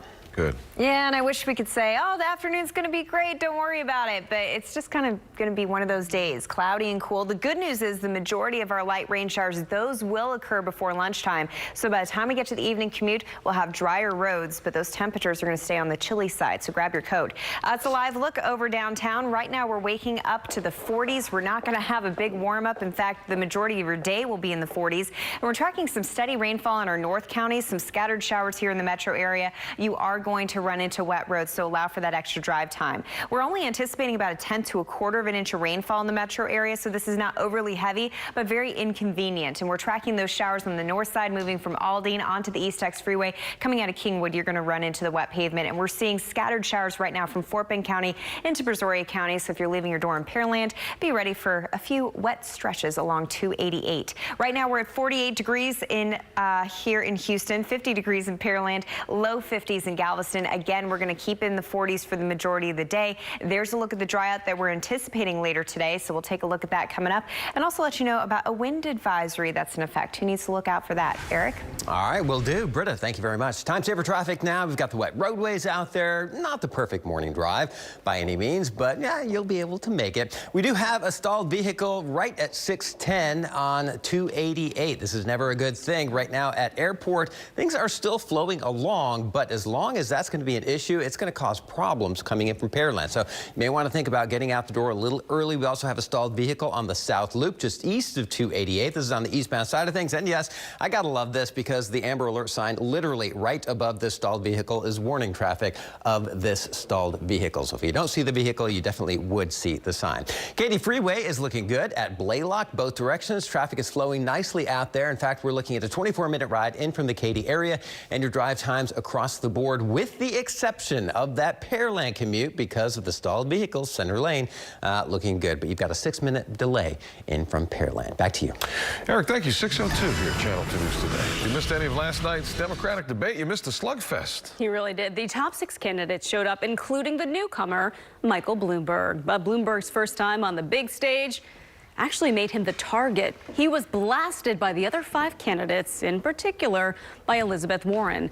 Let's get right now to Channel 2 Sophia Ojeda with more on that debate in Vegas. Sophia. Good morning, Owen and Tanaya. Senator Elizabeth Warren came right out of the gauntlet, telling voters they would not beat President Trump with Mayor Bloomberg as nominee. Bloomberg's response, he's the only one who can beat President Trump. The gloves were off last night in Las Vegas. It was the 9th debate of this Democratic cycle, and many say was the most contentious of all the debates. Senator Elizabeth Warren did not hold back when it came to Mayor Bloomberg and the non-disclosure agreements of alleged harassment signed by women in his company. And I hope you heard what his defense was. I've been nice to some women. Senator Amy Klobuchar told voters she was there because of her grit and she would not give up her spot just because Mayor Bloomberg's team asked her to. I've been told many times to wait my turn and to step aside. And I'm not going to do that now. And I'm not going to do that because a campaign memo from Mayor Bloomberg. Vice President Joe Biden showed up too, despite protesters interrupting his closing statements. They're taking the dirtiest coal in the world, mostly out of Mongolia, and spreading it around the world. It's clear. Make it clear when you call them to Washington in the first 100 days. If you continue, you will suffer severe consequences. Mayor Pete Buttigieg got in on the mudslinging, some at Bernie Sanders, some at Mayor Bloomberg. Let's put forward somebody who actually lives and works in a middle-class neighborhood in an industrial Midwestern city. Let's put forward somebody who's actually a Democrat. I don't think there's any chance of the senator beating President Trump. You don't start out by saying, I've got 160 million people. I'm going to take away the insurance plan that they love. That's just not a ways that you go and start building the coalition that the Sanders camp thinks that they can do. All right, well, we asked you what you thought about this debate. Here are some posts from our KPRC2 Facebook page. Jared said, almost as embarrassing as Trump. We need to clean house on both sides. Charles said, in part, are these people serious? This debate is an actual joke. Trump will destroy any of these candidates. And Erica, she really had this on point. She adds, this could seriously come to blows tonight. Mayor Pete versus Klobuchar, Little Mike versus Warren, Bernie versus Biden. Now, if you missed last night's debate, don't worry, we've got it up on our KPRC2 Facebook page. Just scroll down to that debate post. The next debate scheduled for next Tuesday in South Carolina. Owen? Well, this is going to be fun. Sophia, thanks. Democratic candidates, while they were clashing in Vegas last night, the president was meeting with supporters in Phoenix. He held a Keep America Great rally there, blasting the debate that was happening a state away. He also talked about his recent impeachment trial. In the Senate, it was 52.5 to a half. You know what the half was? A half-wit. And while the extreme left has been wasting America's time with the hoaxes, we've been killing terrorists, creating jobs, raising wages. President Trump won Arizona in 2016 and obviously is looking for a repeat this year. For more on the race for the White House, you can follow all of our Decision 2020 coverage on air and online at click2houston.com. 6:06 now at Channel 2. This morning, firefighters, brand new this morning, they rushed to a house fire overnight in southwest Houston, which was Ascot Glen at Park Ridge Glen around midnight. Investigators, when they arrived, they said the firefighters found smoke coming from inside the home. They acted quickly to put out the fire. They think it started in the kitchen. They treated one person for smoke inhalation, and that person's expected to survive. Also this morning, a suspect is now in police custody after a man was killed when he was hit by a vehicle last night. This happened on Houston's north side, right near Rittenhouse and Airline. Police say they believe that a truck and another vehicle were racing when the man who was crossing the street was hit. That man was thrown into the air, landed underneath of another car. Both vehicles reportedly then sped away. Investigators say they found the driver of a truck that had sustained heavy damage to its front end. That driver has been detained. Developing this morning, new details on a mass shooting that killed 11 people in Germany, including the suspected gunman. The German chancellor says this morning it appears racism was the motivator. Police say the suspect had far-right ties. The killings happened at two hookah lounges in a town called Hanau. Happening today, the sentencing of President Trump's associate, Roger Stone. He was convicted of lying to Congress, obstruction, and witness tampering, all in the Russia probe. Stone's sentencing has set off a firestorm in Washington. All 4 federal prosecutors in his case quit last week after Attorney General William Barr redacted their sentencing recommendations. His sentencing is set for 9 o'clock this morning, our time. 6:08 now this morning. The date has been set.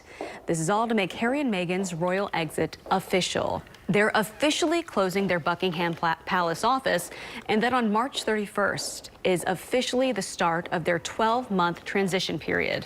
Prince Harry is going to keep his honorary military titles, but he won't partake in any duties with them. They are also likely being told to stop using the title of royal. They're advertised as flame broiled, but what about mold? Coming up, a brand new ad campaign from one big fast food chain. And the reaction to this fuzzy burger. Right? Man, sorry if you're trying to eat breakfast right now. Let's take you outside. This is a live look at our tower camera. It's a slick go of things outside. We have scattered showers, temperatures in the 40s. It's a chilly start. Grab your coat, grab your umbrella. The good news is we have some improvements as we go into the afternoon, and it leads way to a pretty awesome weekend forecast. Details coming up.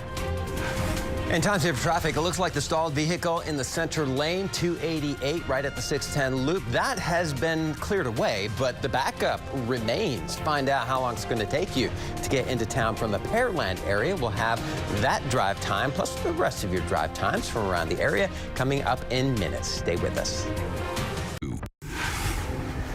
Good morning on this Thursday. Hopefully you're having a great start to your day. 288 right now is clogged a little bit as you approach the 610 loop. We had a stalled vehicle in the central lane. That's never a good thing on 288 with all the construction going on. The stall has been taken off the road, but we've got about an 8-minute delay coming in from the Perryland area, and this time in the morning, it's quite possible we won't recover from that. So give yourselves plenty of extra time. Elsewhere, we are still moving along at posted speeds on other major arteries. Amy? All right, the fungus is among us, and that's apparently something to be celebrated, right? We're not talking about our feet. Burger King's getting a lot of talk with this new moldy ad campaign. What are they doing here, Amy? So here's what they're doing. The ad show, as you can see, one of their burgers growing mold, but it's meant to highlight the fact that they're not using artificial preservatives. You know how you put a Twinkie out or something else and it'll like never mold? Never. It lasts forever. Well, some folks were really turned off by the ad, though. One person writing, "Good job, BK. Now I'm really not in the mood to eat your food. Great ad campaign." Nice. Others loved it, writing, "What an amazing way to showcase your new product. Really smart and fearless." That? Burger King. Things do rot naturally. No, I don't know. Burger King did respond, writing, maybe in the best way possible. They wrote, "Rather be ugly than fake." Oh, hey, fair point. And I did eat a Whopper true. yesterday for lunch. And it was not hairy. No, it's fine. I mean, you know, it wasn't the best choice, but I haven't always made the best choices, have I? In the moment. It's so moment, hard. It seems so right. And it tastes great. Right. Not less filling, though. That's an old line for us old folks. Anyway, thank you, Amy. Thanks. Thank you, Amy. Fuzzy burger. Coming up, we're going to have another look at the 9th Democratic debate, the fireworks between Michael Bloomberg and Elizabeth Warren, and what's next for the candidates. .com today. This morning, Decision 2020 is the huge story after a fiery debate last night in Las Vegas. The top 6 candidates clashed in Sin City, but no one came out unscathed. New York Mayor Michael Bloomberg took the biggest hits, from the fact that he's a billionaire to past mistakes while in office. He apologized once again for stop and frisk, but Elizabeth Warren was not buying it. Well, if I go back and look at my time in office, the one thing that I'm really worried about, embarrassed about, was how it turned out with stop and frisk. The language he used is about stop and frisk. It's about how it turned out. Now, this isn't about how it turned out. This is about what it was designed to do to begin with. It targeted communities of color. It targeted black and brown men from the beginning. For more on how things went and what's next, let's check in now with NBC's Tracy Potts. Tracy, good morning. Tonight, good morning. So as expected, Michael Bloomberg, the newcomer, was a clear target here. We saw that going into this debate. They hit him on everything from the money he was spending to the women who sued his companies for a hostile work environment. And Elizabeth Warren really tried to pin him down on whether they'd be allowed to tell their stories. Now, that lifted some of the heat from frontrunner Bernie Sanders, who did take some hits for his health care plan. And then on the other end of the stage, we saw Mayor Pete Buttigieg and Senator Amy Klobuchar mix it up a few times. Moving forward, now we go into Nevada's caucuses on Saturday. This is the third contest for the Democrats where they will have to decide who moves forward in a strong position into Super Tuesday. Tonight. All right. Thank you, Tracy, with Super Tuesday just 12 days away now. Thanks for that live report. 6:17 now. Concern is growing that TSA checkpoints could come to a standstill October 1st because of that Real ID change. The IDs that were passed as a way to standardize state ID cards. A Real ID is required to fly starting in October.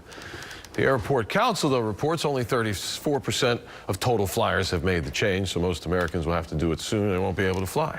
If you're concerned, it's very simple. You just take out your driver's license. Here is an example. See the gold star on the corner? If you've got one, you're all set. If you don't, you're not all set, and you got to get a new one. For me, it was pretty easy because I had actually lost my license. So when I sent it in, they sent me back the one with the Real ID because they were able to verify where I live because they sent it to me. Otherwise, you have to bring special documents to the DMV. So you got to figure that part out. But if you still have your license and it doesn't have the star, just renew it. Definitely check what you need before you go to the DMV and wait in line. You don't have all the documents you need because that's. Well, yeah, that would not be fun. No, that is not fun. I was lucky like you. I just renewed my license and it just kind of showed up. Right, with a star on it, right? Because they know it's you. So, anywho, 6:18, a nice reminder for you. Also a reminder that it is raining a little bit this morning. Drizzly? Yeah, how do you describe it? I mean, it's drizzle, but we do have some legitimate showers across the area. The important thing is that means the roads are wet. So you need to make sure that you're on top of it. We all know how it goes here in Houston all too well. A little bit of rainfall can cause a lot of issues. That's a live look at the Southwest Freeway. It doesn't look too bad there on the southwest side of town. Currently, we have temperatures in the 40s, so you want your winter coat and you want your umbrella. We have some scattered showers moving through. In between the showers, that fine mist or drizzle, so most of our roads are wet this morning. We're tracking some scattered showers within the loop and the beltway, so coming in from the northeast side, the northwest side, you're going to be seeing the rain. Meanwhile, the winds right now 10 to 15 miles per hour, but look at the coast. Our winds are coming in at 20 miles per hour. So when you add in the fact that it's wet, it's chilly, and it's breezy, it's going to be an uncomfortable day, and you want to make sure that you're dressed appropriately. Late this afternoon, the wind's actually going to pick up at the coast, so we do have a wind advisory that takes effect at 3 p.m. and lasts through early tomorrow morning. That's where we could see a few wind gusts around 35 miles per hour. We'll be below advisory level here in town, but still going to be breezy. The good news is we at least take the rain out of the weather equation later today. We are going to slowly dry out, but it's going to stay cloudy, breezy, and chilly, with temperatures staying in the 40s for the majority of the day. So this is what we have to work our way through. The good news is behind it, we're going to clear out the skies, and that will be happening later tonight. Let me take you hour by hour. For getting the kids out the door to school, you need to make sure that they're comfortable. Winter coats, umbrellas. The good news is for after school pickup, most of you will have dry conditions. Only a slight chance of a passing shower, but we'll have cloudy skies and temperatures still in the 40s, and it's going to be breezy. Once we go into tonight, we will start to clear out the skies. It's going to be a cold start tomorrow morning, dropping to the upper 30s. We only have a slight warm up in your weekend forecast, but it features sunshine, and that's a huge help. It's going to be a cold start, though. Waking up Saturday morning, we'll be in the 30s, could see some frost north of town, and then we'll have temperatures in the 60s on Saturday and Sunday afternoon. Eric? All right, Britta, thank you very much. Time saver traffic, as Britta has been mentioning, roadways are wet. So, yeah, a little bit of a slow go. We're at the 6 o'clock hour, so things are starting to get congested. North Freeway, 37 miles per hour around the Shepherd Curve. But we are seeing slow spots up and down the North Freeway. This is FM 1960. We had detected, according to Houston TransStar, an issue on one of the HOV lanes. Can't see it on the TransStar camera. It looks like the HOV lanes are flowing fairly nicely. But as you head into the Shepherd Curve, things are a little bit slow. You can see especially sluggish at Westmount Houston, kind of stop and go traffic there. 288 has been one of the big problems. We had an earlier center lane stall that has really slowed things down, and we just haven't recovered. So 288 at Alameda Genoa, kind of a parking lot right now. Plan for extra time coming in from the Perryland area. Right now, our drive time is holding at 30 minutes. That is a 20-minute delay. Slight delays coming in from Kingwood on the Katy Freeway, 29 minutes there, but nothing like the South Freeway. Just give yourselves extra time heading out the road or out the door this morning on the morning drive. Road conditions not perfect out there. Back to you. Thank you, Eric. TikTok is one of the fastest growing social media platforms in the world. Kids everywhere are hooked on the app. Some adults too. Guilty as charged. But the app's giving a little power back to us parents. Channel 2's Maribel Aber. Good morning. You got some big kids. Help is on the way for parents, though, who want to limit their kids' time on the widely popular app. I'll tell you what tools TikTok is offering. That's at Live from the Nasdaq market site in Times Square. Tonight. All right, back at 6:24. So this morning, TikTok is giving parents more power over how much our kids use the app. But first, coronavirus concerns could have a big impact soon. Let's check in with Maribel, get more from the Nasdaq market site. Good morning. Good morning, Owen. The Federal Reserve is keeping an eye on the coronavirus. So the minutes from the Fed's last meeting in January show policymakers believe the outbreak could hurt economic growth around the world. The coronavirus has emerged as a, quote, new risk to the global growth outlook, according to the Fed. And the Fed points out that spread of the virus comes just as growth in China and other Asia economies was picking up. TikTok is giving parents more control over the app. The video platform just rolled out a new feature called Family Safety Mode. It lets parents manage their child's activity and the time spent on TikTok. Parents can limit the time spent daily as well as restrict some content and limit direct messages. Right now, the feature is available in the UK, but is expected to roll out to additional markets in the coming weeks. When you're like the TikTok aficionado, are your kids, though, into it as much as you are? Because I'm fearful of those direct messages, you know? Oh, yeah, that is actually a really good point that probably need to look into a little bit more. They're not as active, though. They're more viewers than they are creators. So, all right, Maribel, appreciate it. I was actually making one. I know, he's making one right now. He's a little busy. you can look for that one coming up in just a little bit, Maribel. All right, we'll talk to you again tomorrow. Well, 3 days ago, we weren't really sure if Ryan Newman would survive a horrific crash at the Daytona 500.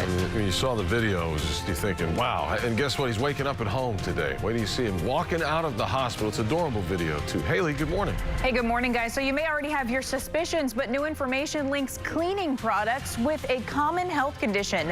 What household items might be putting your kids at risk? Coming up.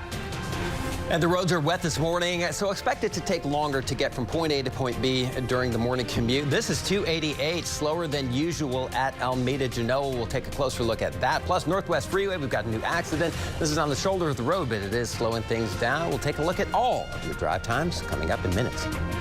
So our best advice, bundle up this morning. We have temperatures in the 40s. You saw the wet roads that Eric was showing you, and it is breezy. We'll let you know who has a wind advisory for this afternoon and when we are going to clear out.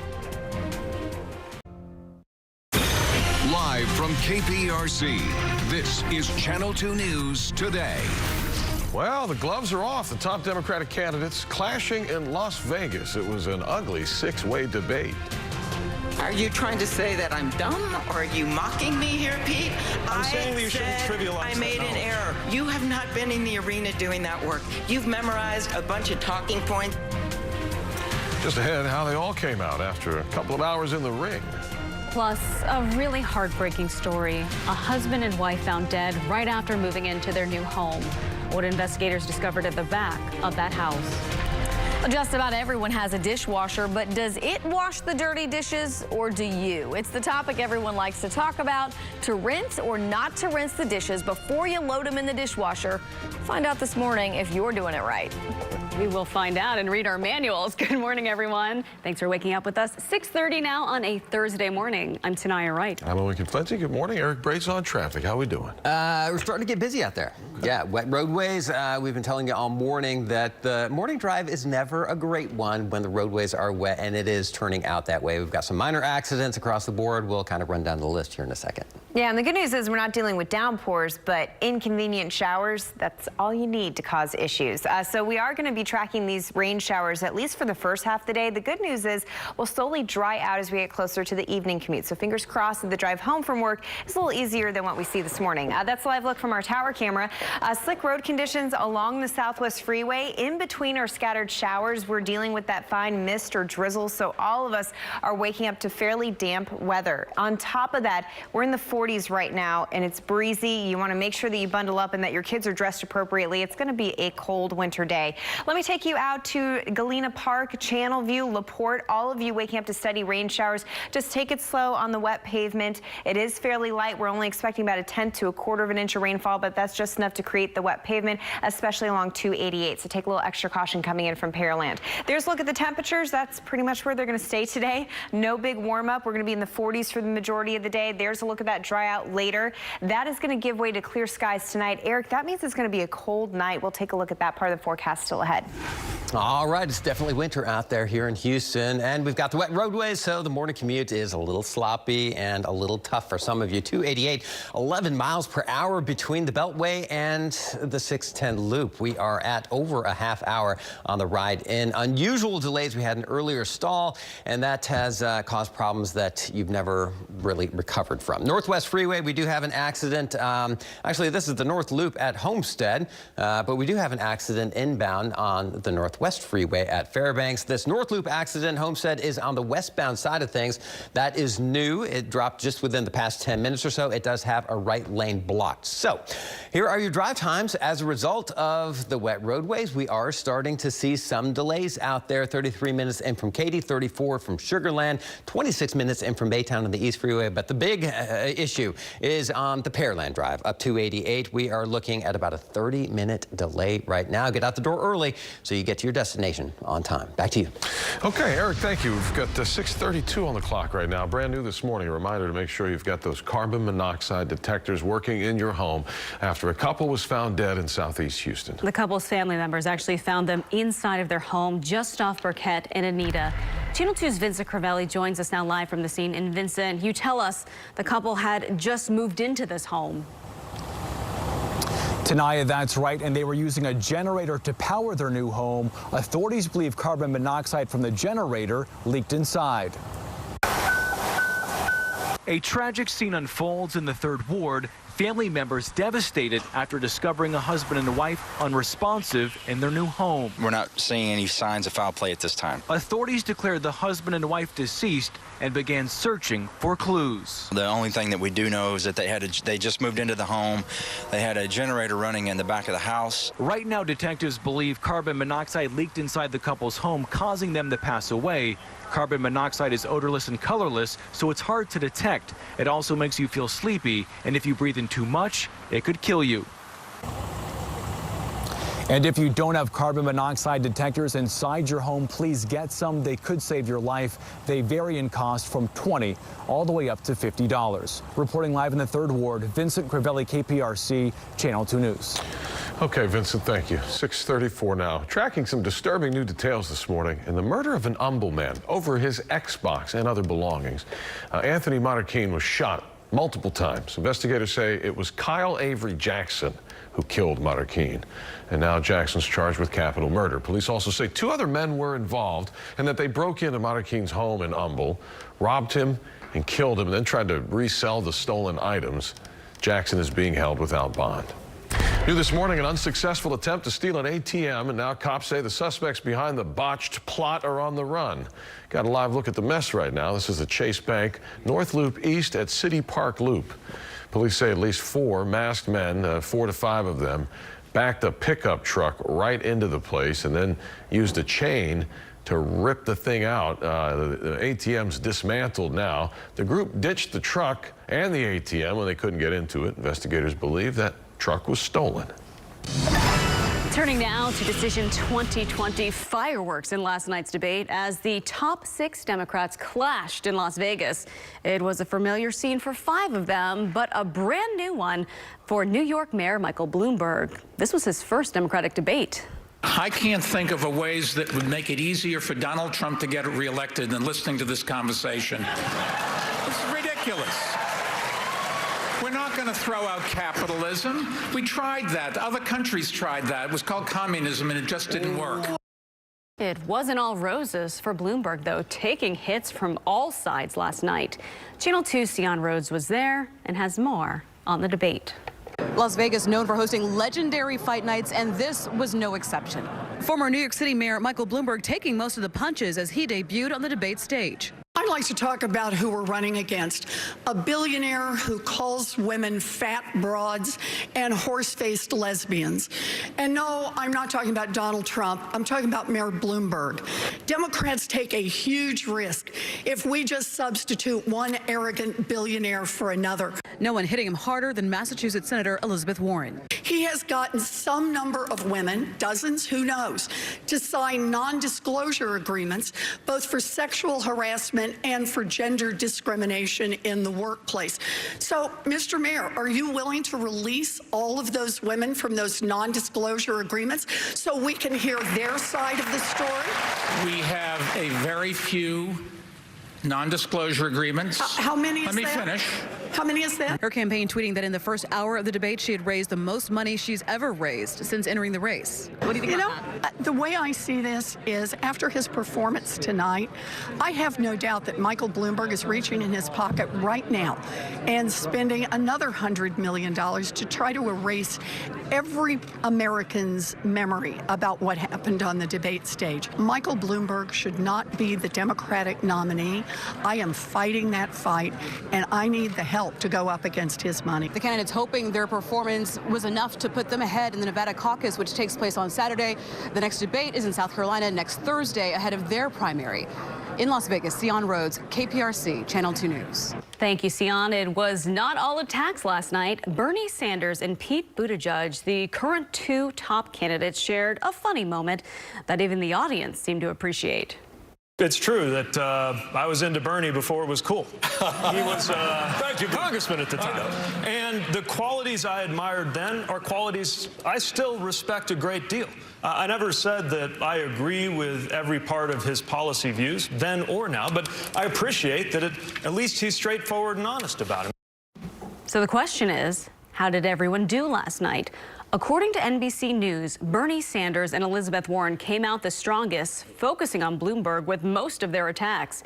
Pete Buttigieg also went on the offensive, blasting Sanders on health care and Amy Klobuchar on southern border issues. Joe Biden managed to avoid some big hits last night, but also he had the second lowest talking time.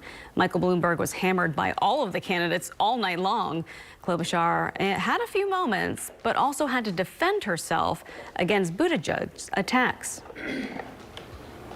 Now, while the debate went down in Sin City, President Trump held a rally in Phoenix. He spoke in front of thousands of supporters there and blasted the Democratic debate that was happening at the same time. Sleepy Joe Biden the other day had 68 people.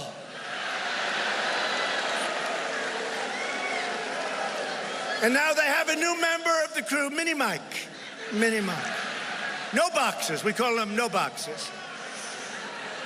And I hear he's getting pounded tonight. You know he's in a debate.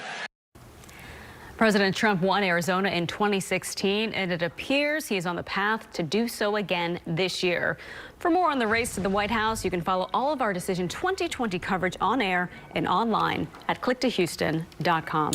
Developing this morning in the fight against the coronavirus, a breakthrough from the University of Texas. Researchers managed to, they said, to create a 3D map of the virus and how it attaches to human cells. They say this is a big step forward in developing a vaccine and other treatments. Another wave of Americans, by the way, evacuated from Wuhan will be released from quarantine today. 160 others were released Tuesday after 14 days in quarantine. Other Americans remain in quarantine around the country, including some in San Antonio. 15 cases have been confirmed in the U.S. so far. Global concerns are still running high, though, about coronavirus. More than 2,100 people have died. Nearly 76,000 are confirmed infected. Close to 100 cases have popped up in South Korea, having leaders in a city of 2.5 million urging people to stay home. It's not clear if South Korea will enact any form of lockdown. There is some good news this morning involving NASCAR driver Ryan Newman. Just 2 days after that horrific crash at the Daytona 500 on Monday, he is now out of the hospital. He and his wife took this video of Newman. His wife took this of Newman walking out of the hospital. You can see him here holding his daughter's hands. Newman had to be cut out of his car after it crashed and caught fire at the Daytona 500. As of right now, there's no timetable for his return to racing. All right, could the NFL playoffs get even bigger? Owners and league executives are apparently meeting today to talk about expanding the playoffs. The idea is to go from 6 to 7 teams per conference. If it's approved, it would go into effect as early as this upcoming season. Time right now is 6:41 on a Thursday. Britta, it is not the nicest day out today. No, a little gloomy out there. We're tracking some scattered showers, so it's all about having your umbrella and having your winter coat. Temperatures are in the 40s. We're going to keep it in the 40s for today. The good news is we are going to dry out in the afternoon, but then it will turn breezy and the skies will clear tonight. Tomorrow morning, we're waking up in the 30s. Now, it is going to be a breezy day here in Houston, but the wind will be stronger at the coast. Currently, our wind speed's about 10 miles per hour here. 21 at the coast. And as we go into the afternoon, a few of our wind gusts at the coast could reach 35 miles per hour. So we do have a wind advisory that starts at 3 p.m. and lasts through early Friday morning. We'll take a look at what we're expecting for our big weekend coming up. Over to you. All right, thank you, Britta. The Rockets back at it tonight after taking a little break. Coming up, who they're going up against and the new player you might see on the court. Hey. This morning in health headlines, is the cleaning product you use at home permanently hurting your child? That's the concern this week from the Canadian Medical Journalism. Researchers say infants exposed to cleaning products are more likely to develop asthma later on. Some of the products in question are super common in homes: air fresheners, plug-in deodorizers, dusting sprays, even hand sanitizers. The study says eliminating exposure to chemicals like these early on can help prevent childhood asthma and allergies. Today is National Love Your Pet Day, but sometimes it's hard because of allergies. Doctors say dander is likely to blame for those sneezing fits that you might get, but they say with skin tests and allergy tests, you can find out if you're really allergic to your four-legged friend or if it's just the pollen outside. The test can be done for stuff like pollen, peanuts, and other things that could be triggers. Are your medical bills stacking up? You might want to try crowdfunding for them. Researchers in Chicago say 20 million Americans have used sites like GoFundMe to pay medical bills, and they've found 50 million people have likely donated to some cause or another to help. They say crowdfunding is becoming more and more popular due to increasing healthcare costs, even for people who have insurance. I guess wherever you can get help. Sure. I know, definitely. Yes, thank you, Haley. Well, the Houston Rockets back at it tonight after their midseason All-Star break. They're on the road to face Golden State, a team that has really struggled to get things going this year.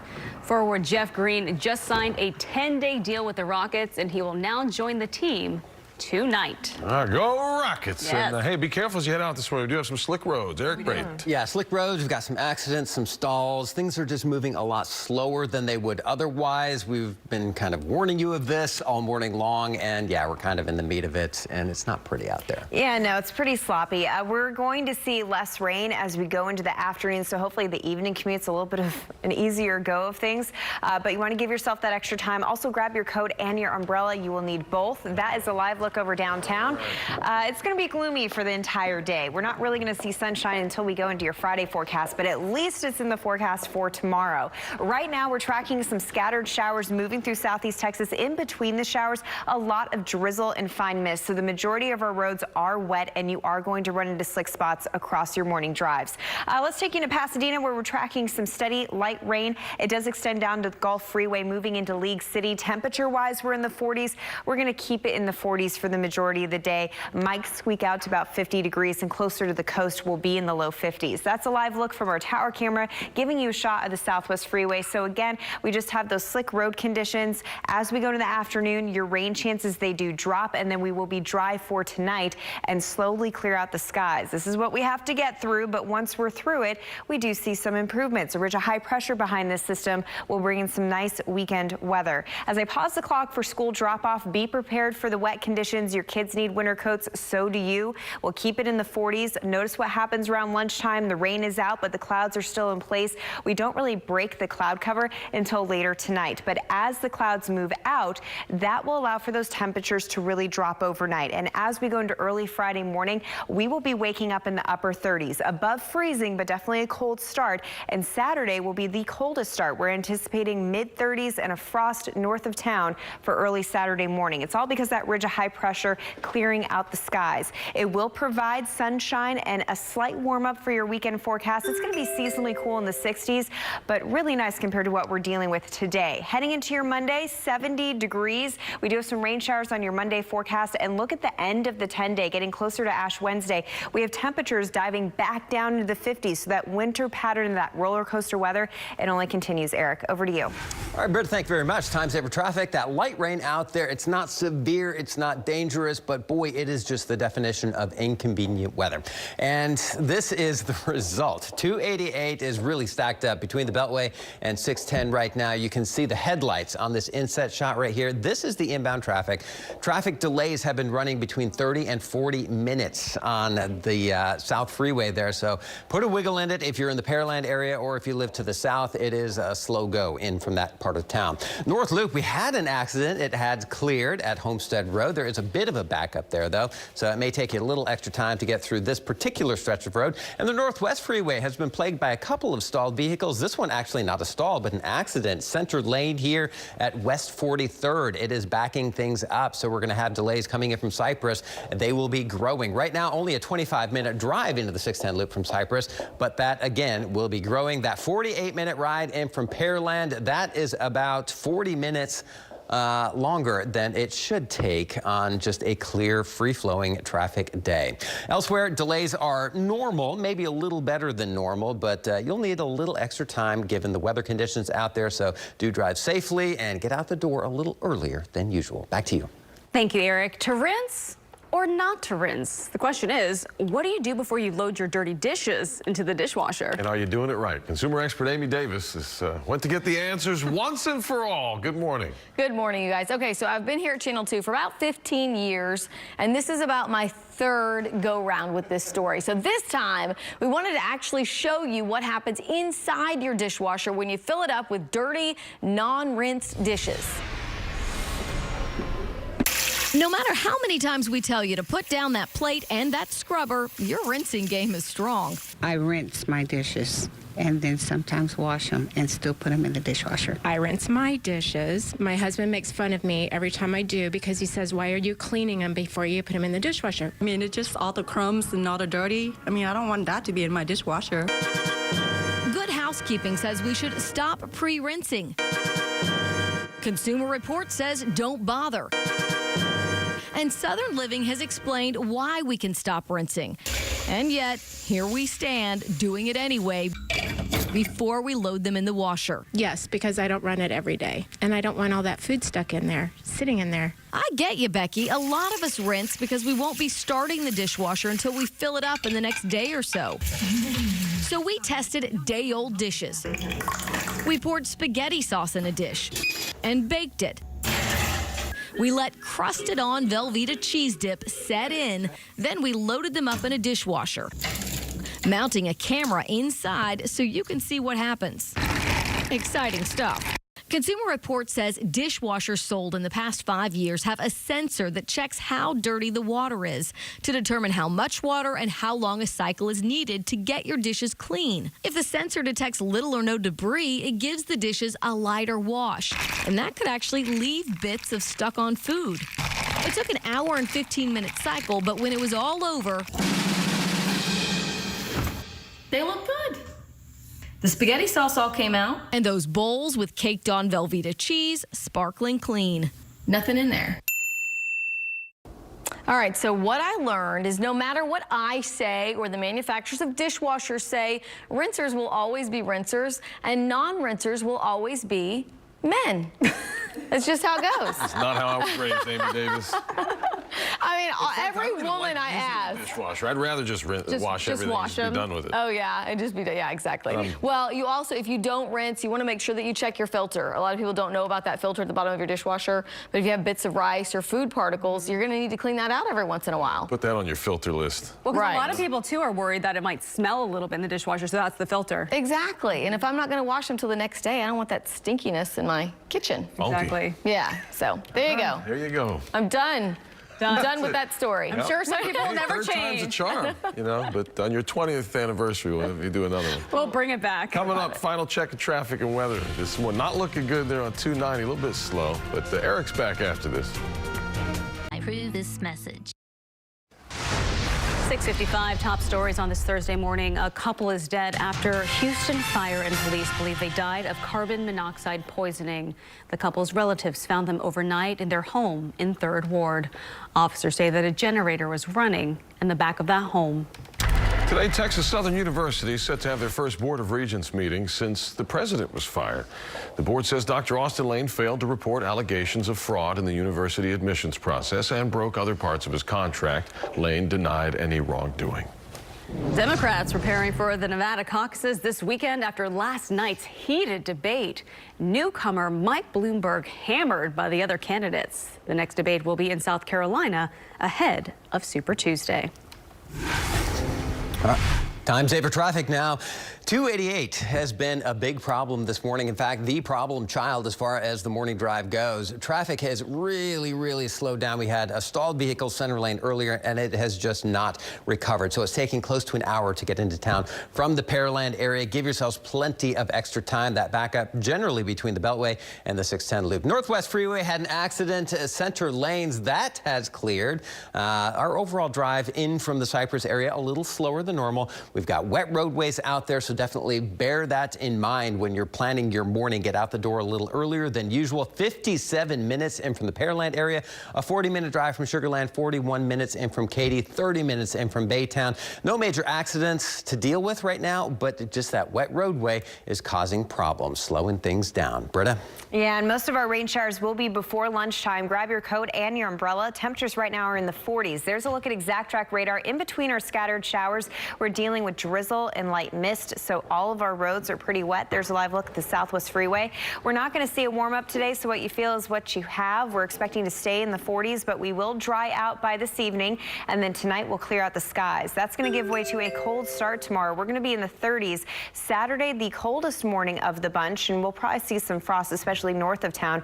We will stay above freezing here in Houston. Then this weekend, we finally have a warm up. It's slight, but we'll take the 60s. Most importantly, we're going to have a little more sunshine as we work our way into the weekend. Which will be nice. Cherry pie day, if you like that. Delicious. Sweets, I don't know. We had too much cake yesterday for Britta's birthday. We did. We had cake and cupcakes. And more cake. Have a good day.